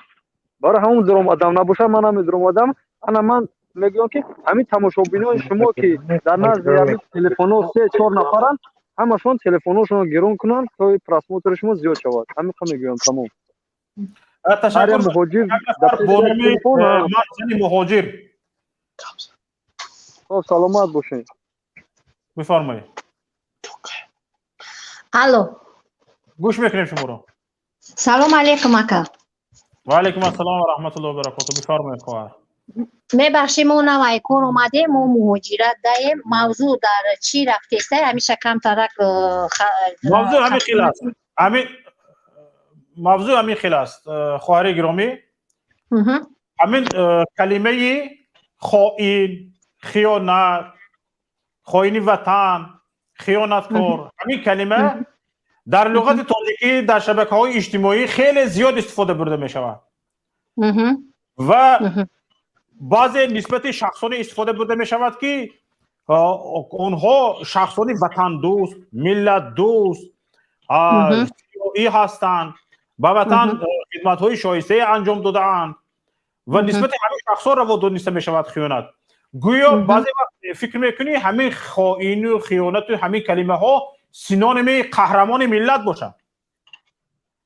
در همین باره فکر اندیشه مردم را بگیرم که خیانت چیست و خائن کیست. یکم السلام علیکم با کلی مردم تاجیکستان، با مهاجرون، با ماه شریف رمضان مبارک بایی میکنم. من اکو با می سوادی خدم با فهمیشی خدم. من می قشب فهمیدم که مثال اکای مهربان و اگر کسانی که مرا گوش کرده باشه من خواهیم شه همی قشب فهمیدم که خواهین ما همه میدونه هیچ کار کور گم نکنه خچه همه میدونه ما یک تا خواهین داریم. اما خواهین ما اولاد امام علی هست دیگه هیچ کا نیستن غیر ایمو دیگه یکون خواهینی نبود. ای وقتی که همو پرزیدنت شید ما زنیم، ما در مهاجری آمدیم، عذاب کشیدیم، دیدیم هیچی را نمیفهمیدیم، نمیدونستیم. والله قطع قسم ما هیچی را نمیدونستیم. وقتی فهمیدیم دونستیم آخه نه خواهیم که نباشه آستا روی رو شد آدم ها را کشتستن، ترمه کردستن، زندانی کردستن، ما خونهاشون چپه کردستن. لیش نه من دادر خود نزشتا بودن، ترمه کردن، چی کردن، یک موافقتیش یک قبر مزارشون برای پنسیا برآمدن اخیرون زبانش شدن مجبور کردن همه دکومنت را تیار کردن. گفتید بچه جان تو امضامون کاری تو حاله کاری تو اشتراف داره مالیش نه دادر کنجایی که پدر مادر ما گذشتگی بود همون گودک ما خودم کلان کردم به عذابو مهنت کردم امضا مونده گودک بی سواد نخونده یک باره 12 سالش دادن 12 سال در شهر کلوب همی سوچیدک. اکا جان خواهین همه میدونه خچونه کار کور گنگ نکنن همه تا گودک وجه میدونه خواهین ما امام علی قطعی دختراش دمادای بیشمار شد. ما آزادی با عزت امان میخواهیم که مثال پشت پناه مهاجرا بود و بود گنده بود مردای ما پسیدن عرف روی کرد کسلوی بیماری همه را نگاه کرد. ما همی سوادی خودم قطعی ما میدیکم آمده در شهر مسافری کنی اروز ششته سیدلکه کردستم 20,000 15,000 ده قرضدار شده آمدگی مثال من شوهر ندارم ایمو تاجیکستان آمدم برای قرضدار بدم مثال خواهی نه همه میدونه یگان جای اینوایش نیست هیچ تخچه سوال هیچ در کار نیست. همین شعرهای نری مهاجر زنده هن شویدن уже بیدار شیدگیان میدونن وقت ساعتش ده دارن نگاه دارن اکا جان همین آدمایی که میدروین لیشنی سوال میتن التماس جانشون صدقه همین لیشنی سوال در کار نیسته مثال چاپلوسی میگن نمیچی چاپلوسی معنیش که مثال کن لیساکو خیلی کن لیساکو دستمتون میتا دیدیستین چی گپ شیدیسته تاجیکستان ده نخ ای پوتولو خستگی تو رسمونه در رمضان در عید مثال مبارک در می ماها همی 2 ماه باید نرخ را کم ترک زیاده کم ترک ارزان کنن همسایه هایم هسته که باور که گوشت نمیبینن که یک بیگه در ماه شریف رمضان میگه ما شوربا کنیم والله قطع قسم میخورم من زنم چنی زور رسیدگیم کم همسایه‌ام که مثال شرایط نداره بچه زورسم یوردم کدیستم آخی توکایه 8 سال شیده تاجیکستان را دیدگی نیستم فرزندام را دیدگی نیستم دختر و باور یا غلطی دیدگی نیستم مثال اولادام لیچینی کردن ما ایجا روی کردم آخی خوهین میگن نمیچی میگن آخی چی در کاره همه لیشنی وپروس ایلی گپی لیشنی خوهین ما یک تا داریم ما جدا نمیکنیم تو غرمی تو لنوبودی تو اوزبک تو قلق تو مغل تو لقای ما هممون یک وطنیم تاجیکستانیم ما یک تا خوهین داریم خوهینی ما امام علی تپکای قطی دختراش قطی 7 دامادی بشمارش که با زیادی مثال شوری موریوش همه میدونم نه دستی ورا دخترویاش موندگی نه دستی ورا بالیسا موندگی زورد نمیرسه بالیسا میره پول امام علی آخی نگاه که امام علی خوهین که نباشه در سود پرکرورای در دختر میره ورچای در کلخوز میره آخی امی یه موزد چپه یه موزد روست میپوشیدی میگشتی تو شگرانه الله مهربان که توی در مثال وطن وظیفه در موندن تو خدمت خلق که خلق تو ریزو شوه یا تو امام علی جان بگه یا محترم با یک گرانومی دیگه میگه بالله قطی قسم من نومی امورا تکرار کردن هم نمیخوب کلی دم بشی لای قبرستان جا بگیره خدا پروردگاری کریم آخیه مسلمانوی خدا دیگه همین لیشنی وپروس لیشنی سوالو نتین آخی نتین خوین یک آدمه ما هیچ که قطی جنگ نمیم یک آدمه نمی یک آدمه ما نمیخوایم همه کسا بخیزه ای مثال چیزی خمون چی کنیم بخیزه برای دف شوه تمام ای چی گپه بازارش ای دخترش حکمتش ای دخترش بانکش ای دامادش بازارش نمیچی این بازار اگر معقولش نشه ایش در میته خچون میکنن یگو کس در آمده داو بازار اخرانیک داره نمیکنه یا اونا بچه نوزنی نخدش کسر ای سیم پاتو اوخی لبوی دل بیاب نباشی چه خیل بچه و ملیسا قپید کو اینمی دستشون خلاص نمیکنن زدن میشکنن بعد میگیرن فرمیتن روی روشا کشتستن ای مسلمانو ای خوینی نیستن ولی جنگ یک خیلی آدم سوال میتن این جنگی نمیچی آخه سر تلمونه امو جنگی نمیچی دم لیدرو را بچه های نوزنی نه خودش گرفت کشت ما همش میدونم من جنگو دم بدم این احوازی بچه های نوزنی نکشته سای مچید میرون ای مچید جدا کده بوده سای فرماش در مسکوه داشته دودگی پسول سشم و هم پسول سش بیزاره در پسول سا درنی پسول سا در خواه میکنن میرم من مچتو میدونن که یک روزی جمع حقی مصطفی رو همین مهاجرای بیچاره همین یک جمع را خوندنی میرون ای بالا فرمان دادگیان میرون افتابزا در بار کده بوده سن و فرمان ای بالا های نیم شداری جمعه بچه ها را جزیر کنین مقصد ترمه کنین بینونیشتان نیم شد او سندکشته سن نیم شد نو قرغزستان قزاقستان بالا های در آمدن او جاده میسال پچق کسی متهم های کلی دمش در قبرستان متهم فروخته استای ایزاش نمیبرویه بچه ها را در مو پاسونه شهید کسه الهی پروردگار دمی ماه شریف رمضان امام تپک اگر شنویده سباشی ما یک زن باشم در گردی ما 100 تا زن همه نمی زن دعا میکنه پروردگاری کریم سری خوب بخیزه پروردگاری کریم بچه های نوزنی نخور زور کردی ایزان و بودکاشون جدا کردی میاین یک توی میکنن میاین 4 ماه 5 ماه 6 ماه یک بار میروند زنکاش تنشون هم میبینن بیوکت زنکا را بیوکت شوهاشون ندارن ایلاز میان اینجا زنی اروس میگیرن زناشون در اونجا خونه ویرون جزیرت که نخدا پروردگار امام علی تپک قطعی او دخترای قبرستان کلاشون رنگی خوگن کو رنگی خوگن همش پروردگار جزیرشون کنه. برای همین دادرای عزیز هیچ وقت لیشنی وپروس نتین. همتون میدونین چی گپای در تاجیکستان. در تاجیکستان این همی یک تا قانون های بکشین بزنین ببرین دختراشون های در سیلوت کنین همه را فرمون دادگی زیلیان سویتفا کن. نیکی او فیگر نکده سای که مهاجرا بیدارن مهاجرا تیارن ای پوستی کنش تولد میسوندن. انشالله به امر خدا انشالله مالی مرخ همست ای خواه میکنه ای قفا بر میخیزن وقتی همی چیشید میخیزن. نه که همی دعای من را بشنوه پروردگار خدا. همی امام علی تپکه قطعی 7 دخترش این همی شرمنده اشکنن که جای امام علی زندانه خوین علموی هیچ که دعوا نکنه ما با هیچ که جنگ کردن یدینی همو امام علی تپک قطعی نمو 7 دختر و 44 دامادی بشموش.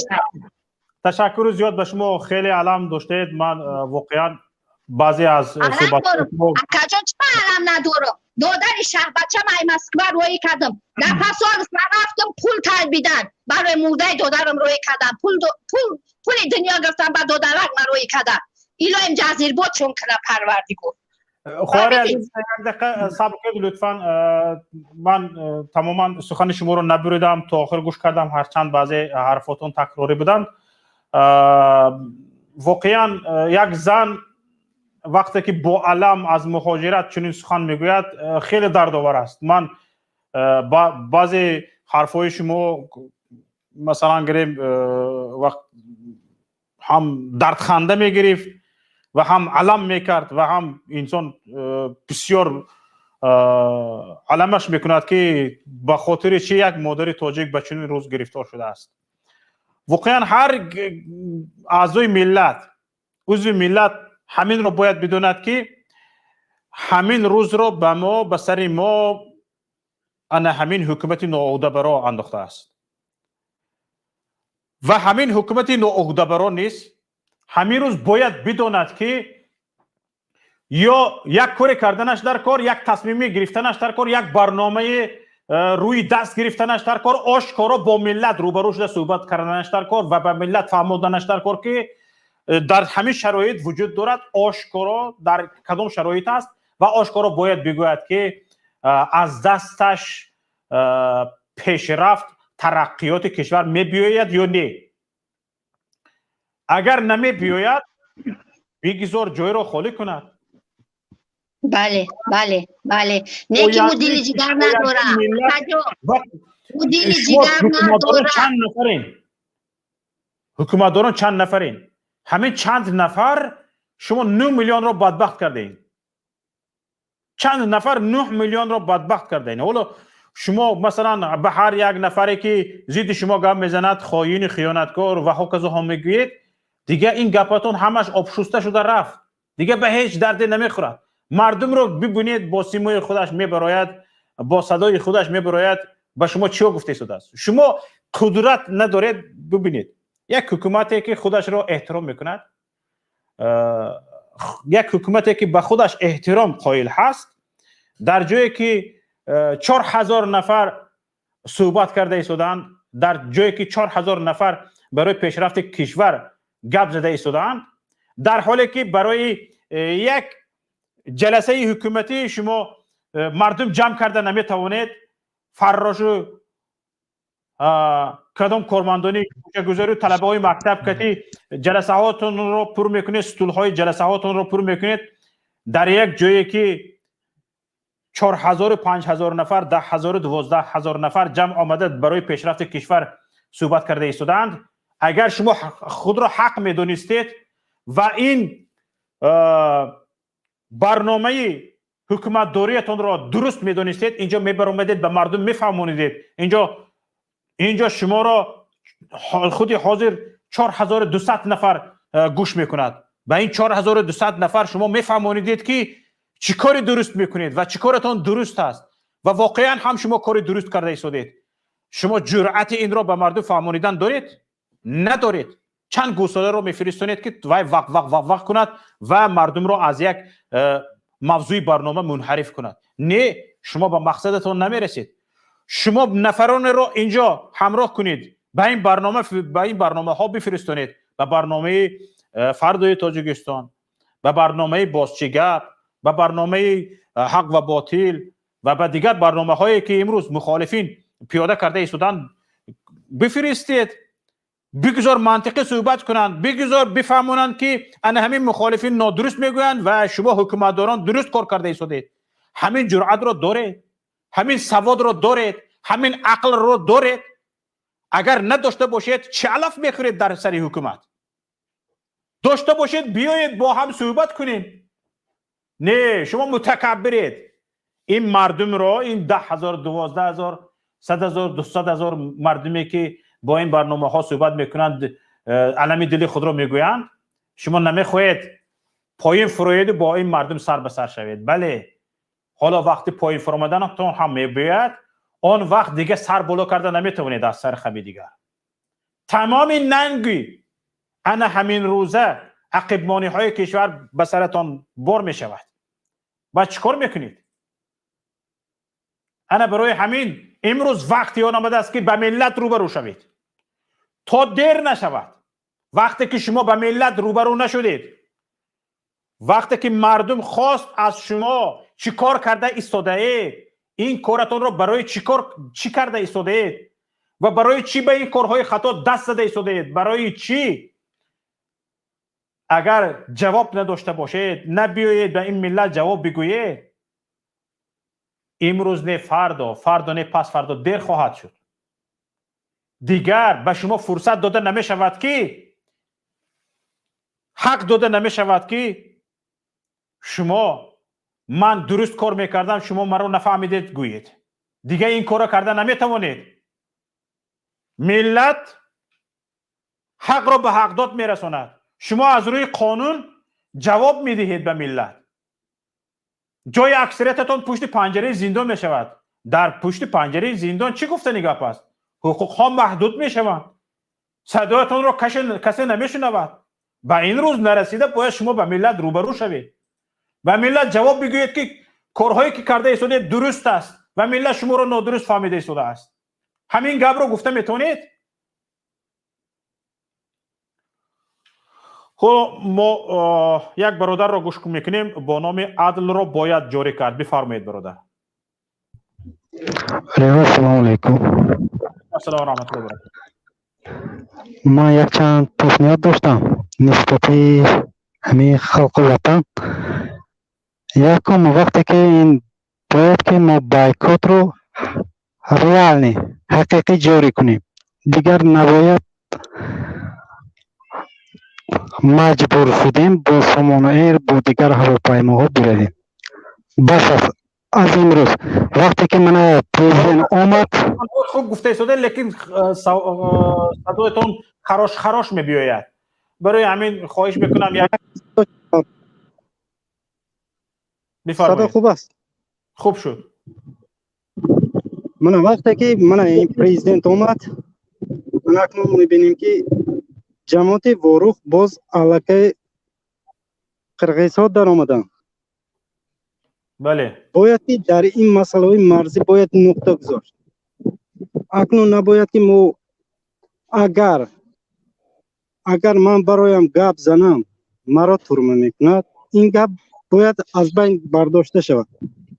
اکنون امروز در تاجیکستان چنان قانون جاری شده است که قانون برای دارا، جزا برای نادار شده است. بله همین خیلی متاسفانه. بله، ما باید که اکنون قانون را حقیقی جاری کنیم. باید که برای بای هم کمبغل هم منصبدار هم بی منصب هم یک خیله باشد. بله. برای همین خاطر اکنون ما چی باید کرد که همین بنبست باید که نجادیم این ملت را. بله. تا جایی که ما تاریخ زیاد داشتیم، اما افسوس که میبینیم همه جا مجبوری همون چاپلوسی هم میکنن، اونها را هم مجبور میکنن. من یک چند شخصان رو میدونم از طرف مکتب، از طرف جماعت ها مجبور میکنن تا که ضد این مخالفان حرف زنن. اما وقتی که منم میبینم وقتی که حقیقت را از زبان مخالفان میشنوم من باید در وجدان خودم سوال دیم که آیا من وقتی که طرفداری از حکومتی که تا جایی که طرفداری از ملت کند برعکس ملت را به ذلت رسانده ایستاده است.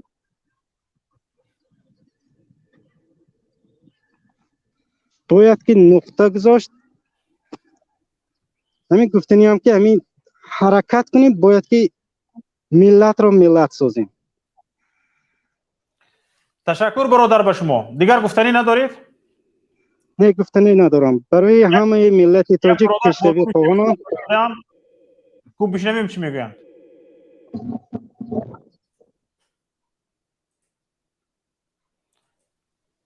برادر هستید، خواهر هستید، دیپوتات بفرمایید. حکومت ما بعضش خوینم. السلام علیکم. و علیکم السلام و رحمت الله و برکاته. برادر به حضور بفرمایید. تلفنتون رو توپ دید به میخیل. من بسیار خوب شد بفرمایید.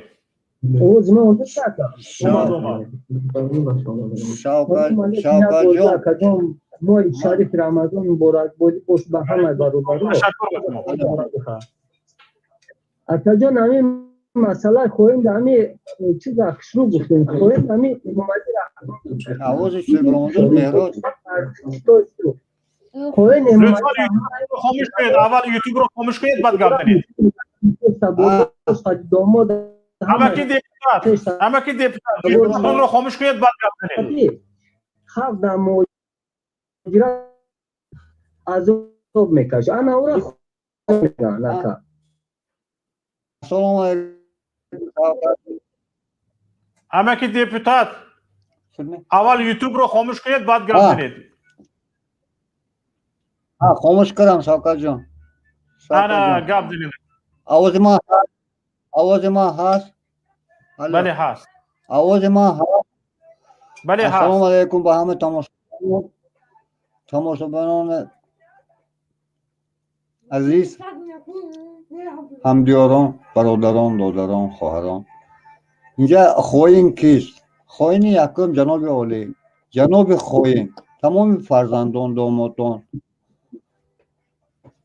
همینا دوام دهنده کار خوین. شرایط خلق تاجیک مامان شما همه با عیان و بیان این هیچ نیست. من اوزه وروخ با سر سود وروخ زمینش فروختگی.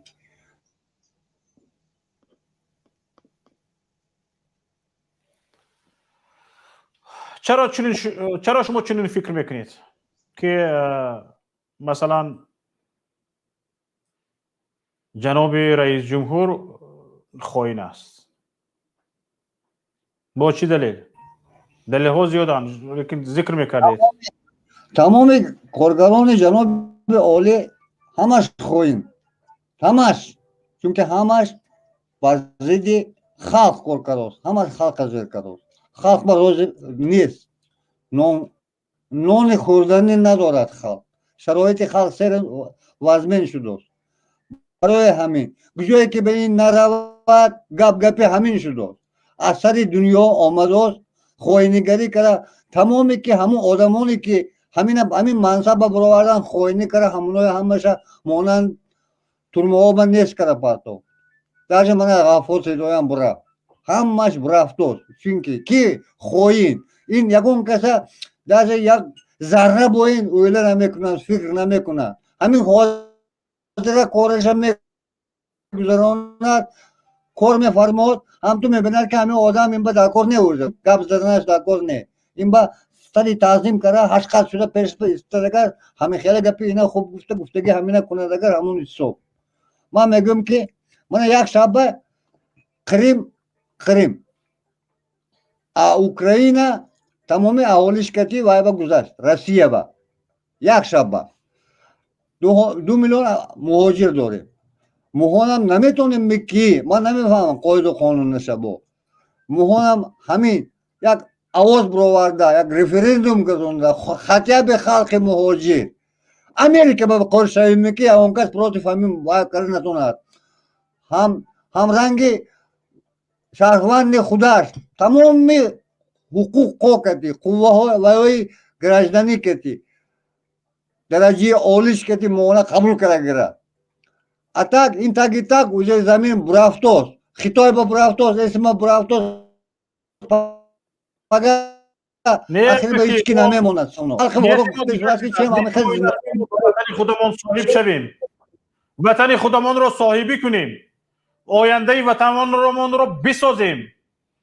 و کسانی که امروز صدر راهی پیشرفت، ترقیات، آبادی کشور شده ایستادن، این صدر را از بین بریم و برای پیشرفت کشور شخصانی سزاوار را برای خدمت برگزینیم. نیت ما این است، ما امریکان شدن هم نمیخواهیم، روسیان شدن هم نمیخواهیم، اروپایی شدن هم نمیخواهیم. امریکان تاجیکستانی میمونیم و تاجیکستان را پیش بردن میخواهیم. امریکان نه، امریکانیست نه.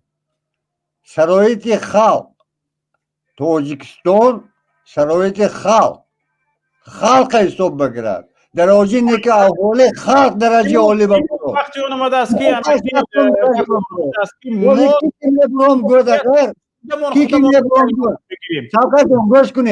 کی میبرم گفت اگر این سومه میداداست 10 میلیون 20 میلیون 30 میلیون هم میتید گفته همینا شداست پول نستی سوم بازی کرد.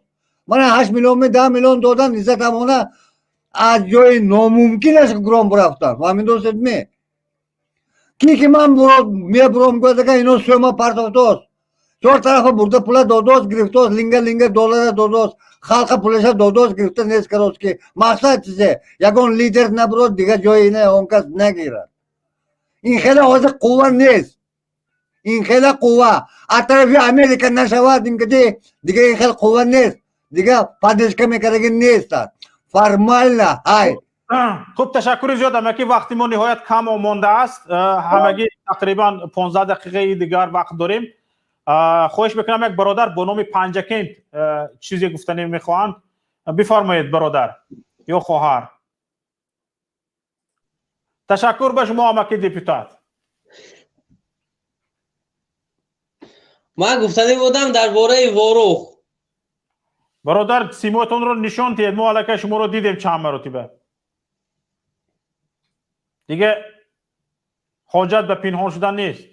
علیکه دیدن شما رو تمام مردم.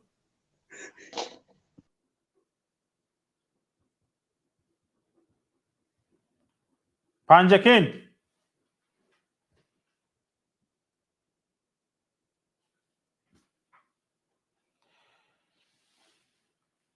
برادر کوری خیر. برادر یا خواهر چند رقم از پشتش نوشته دکن. بفرمایید چی گفتنی هستید؟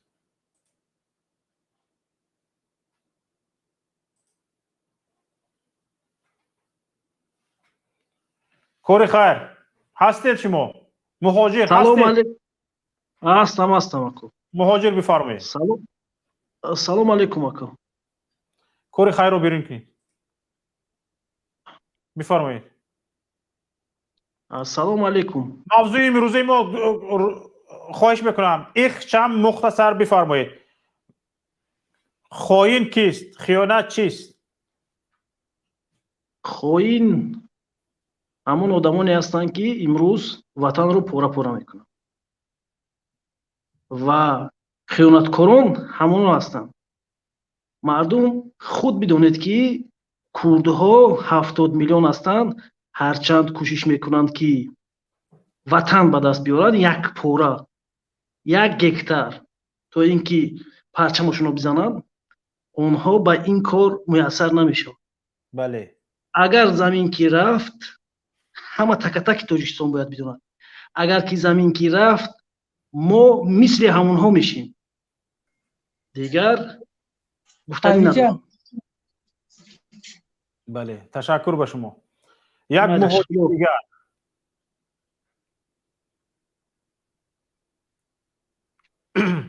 یک مهاجری دیگر. شما چی گفتنی هستید؟ مهاجر. باز با نام مهاجر برآمدید. فقط شما مخاچر بودید. مخاچر. بفرمایید. الو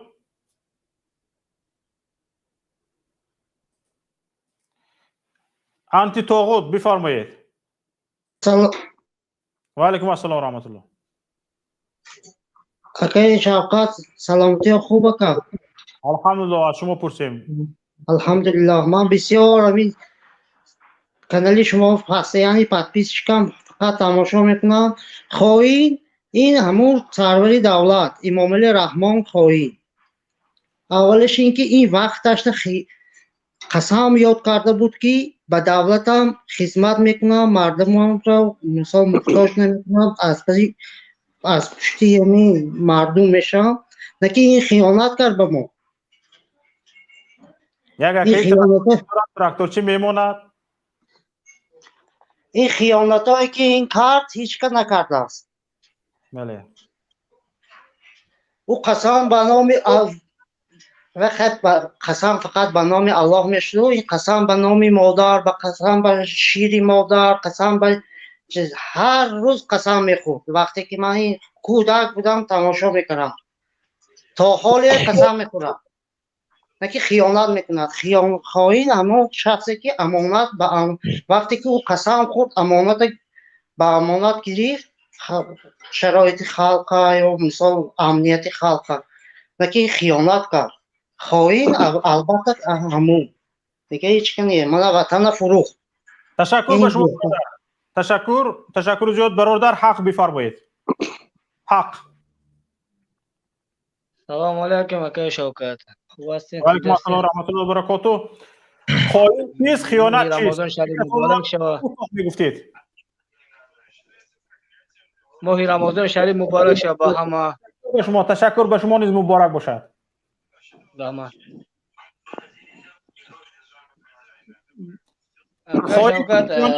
بفرمایید.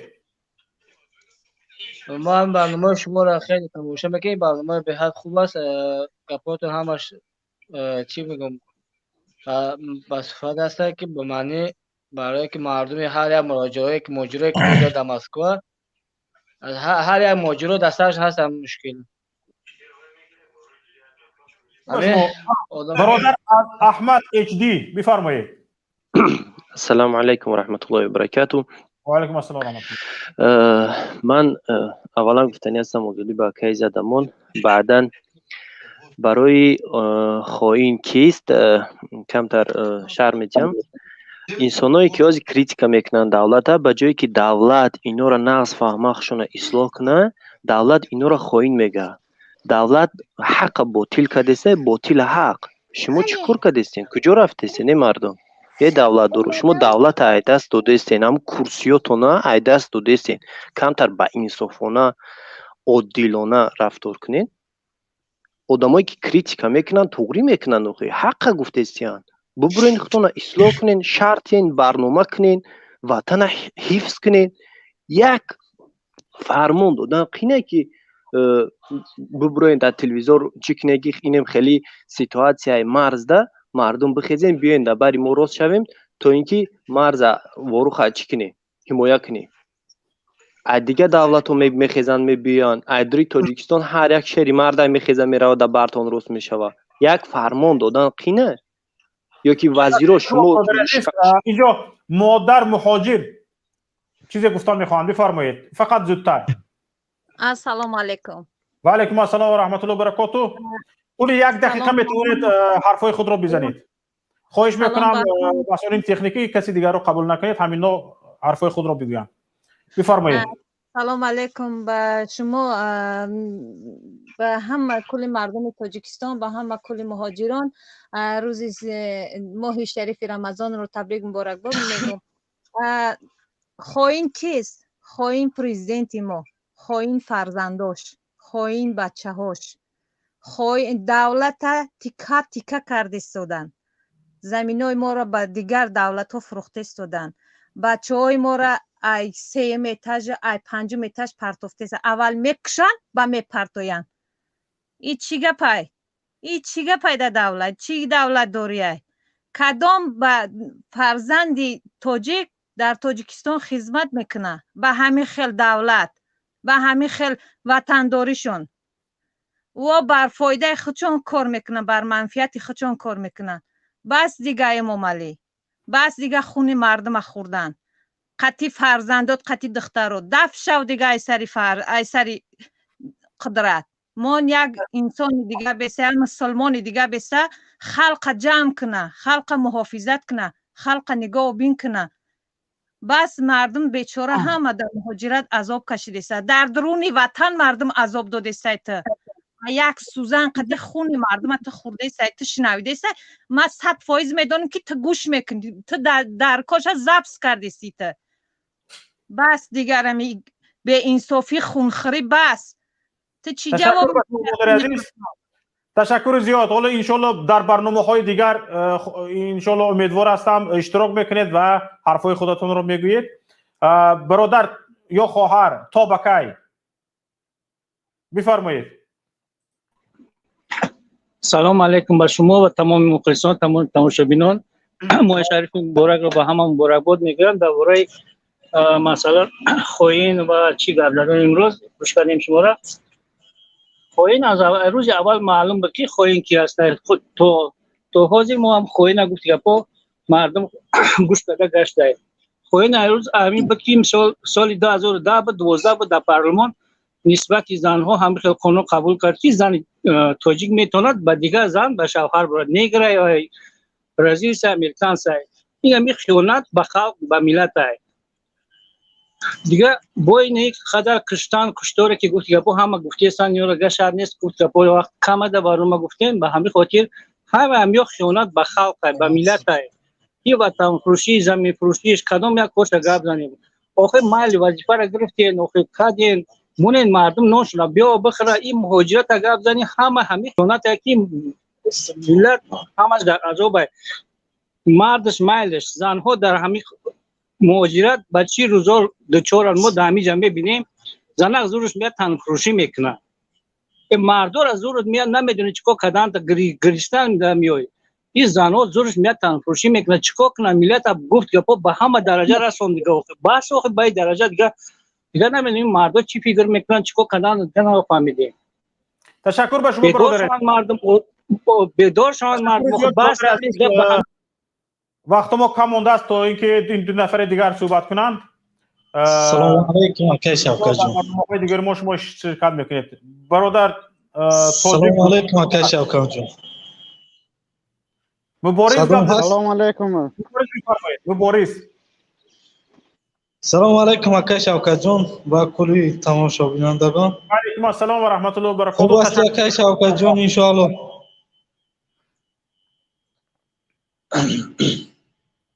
خوین امام علی رحمان و برش بودگی دامادای بیشمارش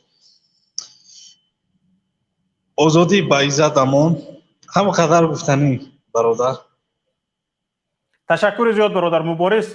انشالله در برنامه‌های دیگر همراه انشالله برای فردای تاجیکستان مشورت میکنیم انشالله. انشالله من میدارم انشالله. تاجیک بودن به کار است. برادر بفرمایید. سلام علیکم برادر. و علیکم السلام و رحمت الله. علیکم. خوین کیست و خوین چیست برنامه نه؟ بله. برادر جان هم میخوام بگم که خوین همون نفری است که یک پاره زمینی خود به دیگر نفر میته یا خلق خدا اینقدر آزار میته ظلم میکنه.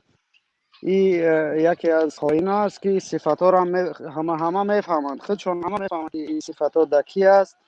و همون خاطر زیاد هم برادرها گفتن، ما اول برنامه گوش دارم، زیاد هم برنامه ها گفتن، از گفتن من زیادتر تکرار میشه. باز هم میخوام گفتن که برادرای تاجیک زنده هستن، همه در مهاجرت هستن. سالهای جنگ ما قدر مهاجر نداشتیم که جنگ برادر کش بود و قدر جنگ خونریزی بود برادر جان. این در این سالی که امانی میگن که این کشور آباده، ما میفهمیم آباده، ما هیچ کس نمیخواد که یک خونی دیگه پس در کشور ریخته شود. ما فقط میخوایم که یک چی میگن یک امنیت برقرار شود، تو که یک مردمی عادی تو که تواند زندگی آزاد، زندگی آباد داشته باشه، تا هر یک تاجرای ما نروند دیگه کشورها مثل مراد است کی است که میگه که چند بیزنس ها داره در دیگر کشورها است، به خاطری که در تاجیکستان باوری نداره. او رقم تاجرای تجارتکارای ما مردای شهرمرد زیاد داره. ما هم در روسیه و در اروپا و در آلمان و این طرف او بیان تا که کشور را آباد کنیم. نمیشه به این گفت مثلا درست. تشکر به شما برادر عزیز و به آنهایی که در برنامه ما شرکت کردید، برنامه ما را تماشا کردید، برنامه ما را به اشتراک گذاشتید و به دیگران فرستادید، تگمه لایک پخش کردید. تشکر به همه‌تان، هموطنان عزیز، کسانی که ما را این لحظه تماشا میکنید و همین در دوام برنامه با ما بودید و ما را گوش کردید، ما را تماشا کردید. باوری هست و مطمئن هستم که صدها نفر کارمندان مقامات امنیت ما را تماشا کردید، ما را گوش کردید، لیکن دلی گرده نکردید، شجاعت نکردید، جسارت نکردید به مردم روبرو شوید، به مردم بگویید که خائن کیست، خیانت چیست. دیدید نمیتوانید به مردم روبرو شدن، جسارت ندارید، شجاعت ندارید. شما فقط رنگ گرگ در تاریکی های شب مردم را شکار میکنید. این گرگی های شما روزهای به شمار مانده است، از بین می رود و فرصت آن نزدیک شده ایستاده است که شما با مردم روبرو شوید و در محکمه قرار بگیرید. برای همین هم شما به این آمادگی گیرید، با مردم روبرو شدن را فکر کنید و به این آماده شوید. چیزی از همه مهمی آن است که ای پیوندان حکومتداران، امروز میدونید که در پیوندتان پدرتان پسرتان در حکومت کار میکند 700-800 سومانی معاش میگیرد، لیکن در تگ پایش ماشین های قیمت بها به شما برده گوسفند میکشد، به شما گوشت میبرد، به شما دسترخوان پر از ناز و نعمت راست میکند. همه آن از حرام است. خون مردم را مکیده شما به برده داده ایستاده است. این را خیانت میگویند. به مردم خیانت کرده ایستاده است، به دارایی مردم، به کیسه مردم خیانت کرده ایستاده است. شکم شما را برده پر کرده ایستاده است. شما ناموس داشته باشید، این گونه پیوندتان که در حکومت کار میکند، در امنیت کار میکند، در وزارت کارهای داخلی کار میکند، نان حرامی او را نخورید. نان او در نتیجه خون مردم را مکیدن آمده است.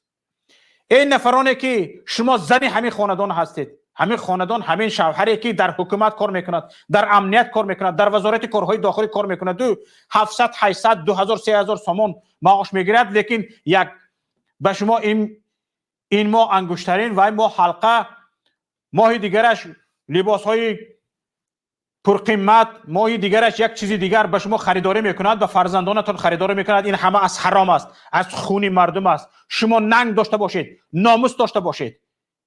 شما بدانید که شوهرتان، پسرتان، فرزندتان در کار خطا است، در مکیدن خون مردم است، خیانتکار است، خائن است. این را خیانت میگویند، این را خائنی میگویند. برای همین به خدایید، این نفرانی که امروز از حکومت پشتیبانی میکنید، مرحمت دلیل هایتان را بگویید، به مردم روبرو شوید که حکومت کاری درست میکند و ما نادیده و ندانسته حکومت را تهمت میکنیم. مرحمت دلیل های داشته باشید، بفرمایید. ندارید دلیل، به دلیل صحبت کرده نمیتوانید، فقط چاپلوسی از دستتون میباید. میخواهید به چشم مردم خاک باشید، بدانید که همین خائن خودتان هستید. این نفرانی که در دانشگاه ها کار میکنید، این دانشجویان که در دانشگاه ها تحصیل میکنید، امروز به گوش شما اگرا آویزان میکنند که خائنان این خیل هستند، مخالفان آن خیل هستند. شما دلیل طلب کنید. از شما اگر بدونید 5 سال عمرت رو خزان کرده میخونی، مبلغت رو صرف میکنی، از پدر و مادرت جدا، نیم سری نیم گرسنه، امروز پولت میرسد، فردا پولت نمیرسد، 5 سال میخونی، اگر همین خیل به همین گپ‌های ناعدالتانه، به همین گپ‌های ظالمانه، به همین سنگ زدن بر ضیاعیان ملت، به همین خاک پاشتن بر چشم ملت سرت رو خم کنی و گوش بدهی، هیچ چیز گفتن نتوانی، حیف به همین 5 سال خوندگیت. خودت را عضو این ملت حساب نکن. این دیپلمی که میگیری به هیچ کار نمیدوید. 5 سال با گوشت میخونند به جای اینکه علم آموزی، به جای اینکه فن آموزی، به جای اینکه پیش روی، به جای اینکه به ترقیات به پیشرفت کشور سهم گذاری، تو در آینده یک چاپلوس، یک لگندبردار، یک بلیگوی میشوی. بله رئیس، بله رئیس، بله رئیس، دیگر هیچ کار از دست نمیگوید و وطن هم پیش نمی رود و ترقیات هم نمی شود و این کاری تو خیانت است. ای دانشجو به خودت بیا، امروز سخن حق را گوش کردن را یاد گیر، سخن حق را گفتن را یاد گیر، سخن حق را جستجو کن، جستجو کن که حق در کجاست، خودت تحلیل کن، خودت بررسی کن و خودت درک کن که حق در کجا است. حق را از باطل، حق را از ناحق خودت جدا کن و برای آن که به وطن خیانت نکرده باشی، با حق باش، با حقیقت باش، با واقعیت باش، طرفدار عدالت باش. سلامت و سربلند و پیروز باشید تماشابینان عزیز. اینجا پایان برنامه امروزه ماست. امیدوارم در برنامه‌های دیگر و در برنامه هفته آینده فردای تاجیکستان ان شاء الله نصیب باشد. و می‌خوریم السلام علیکم و رحمت الله و برکاته.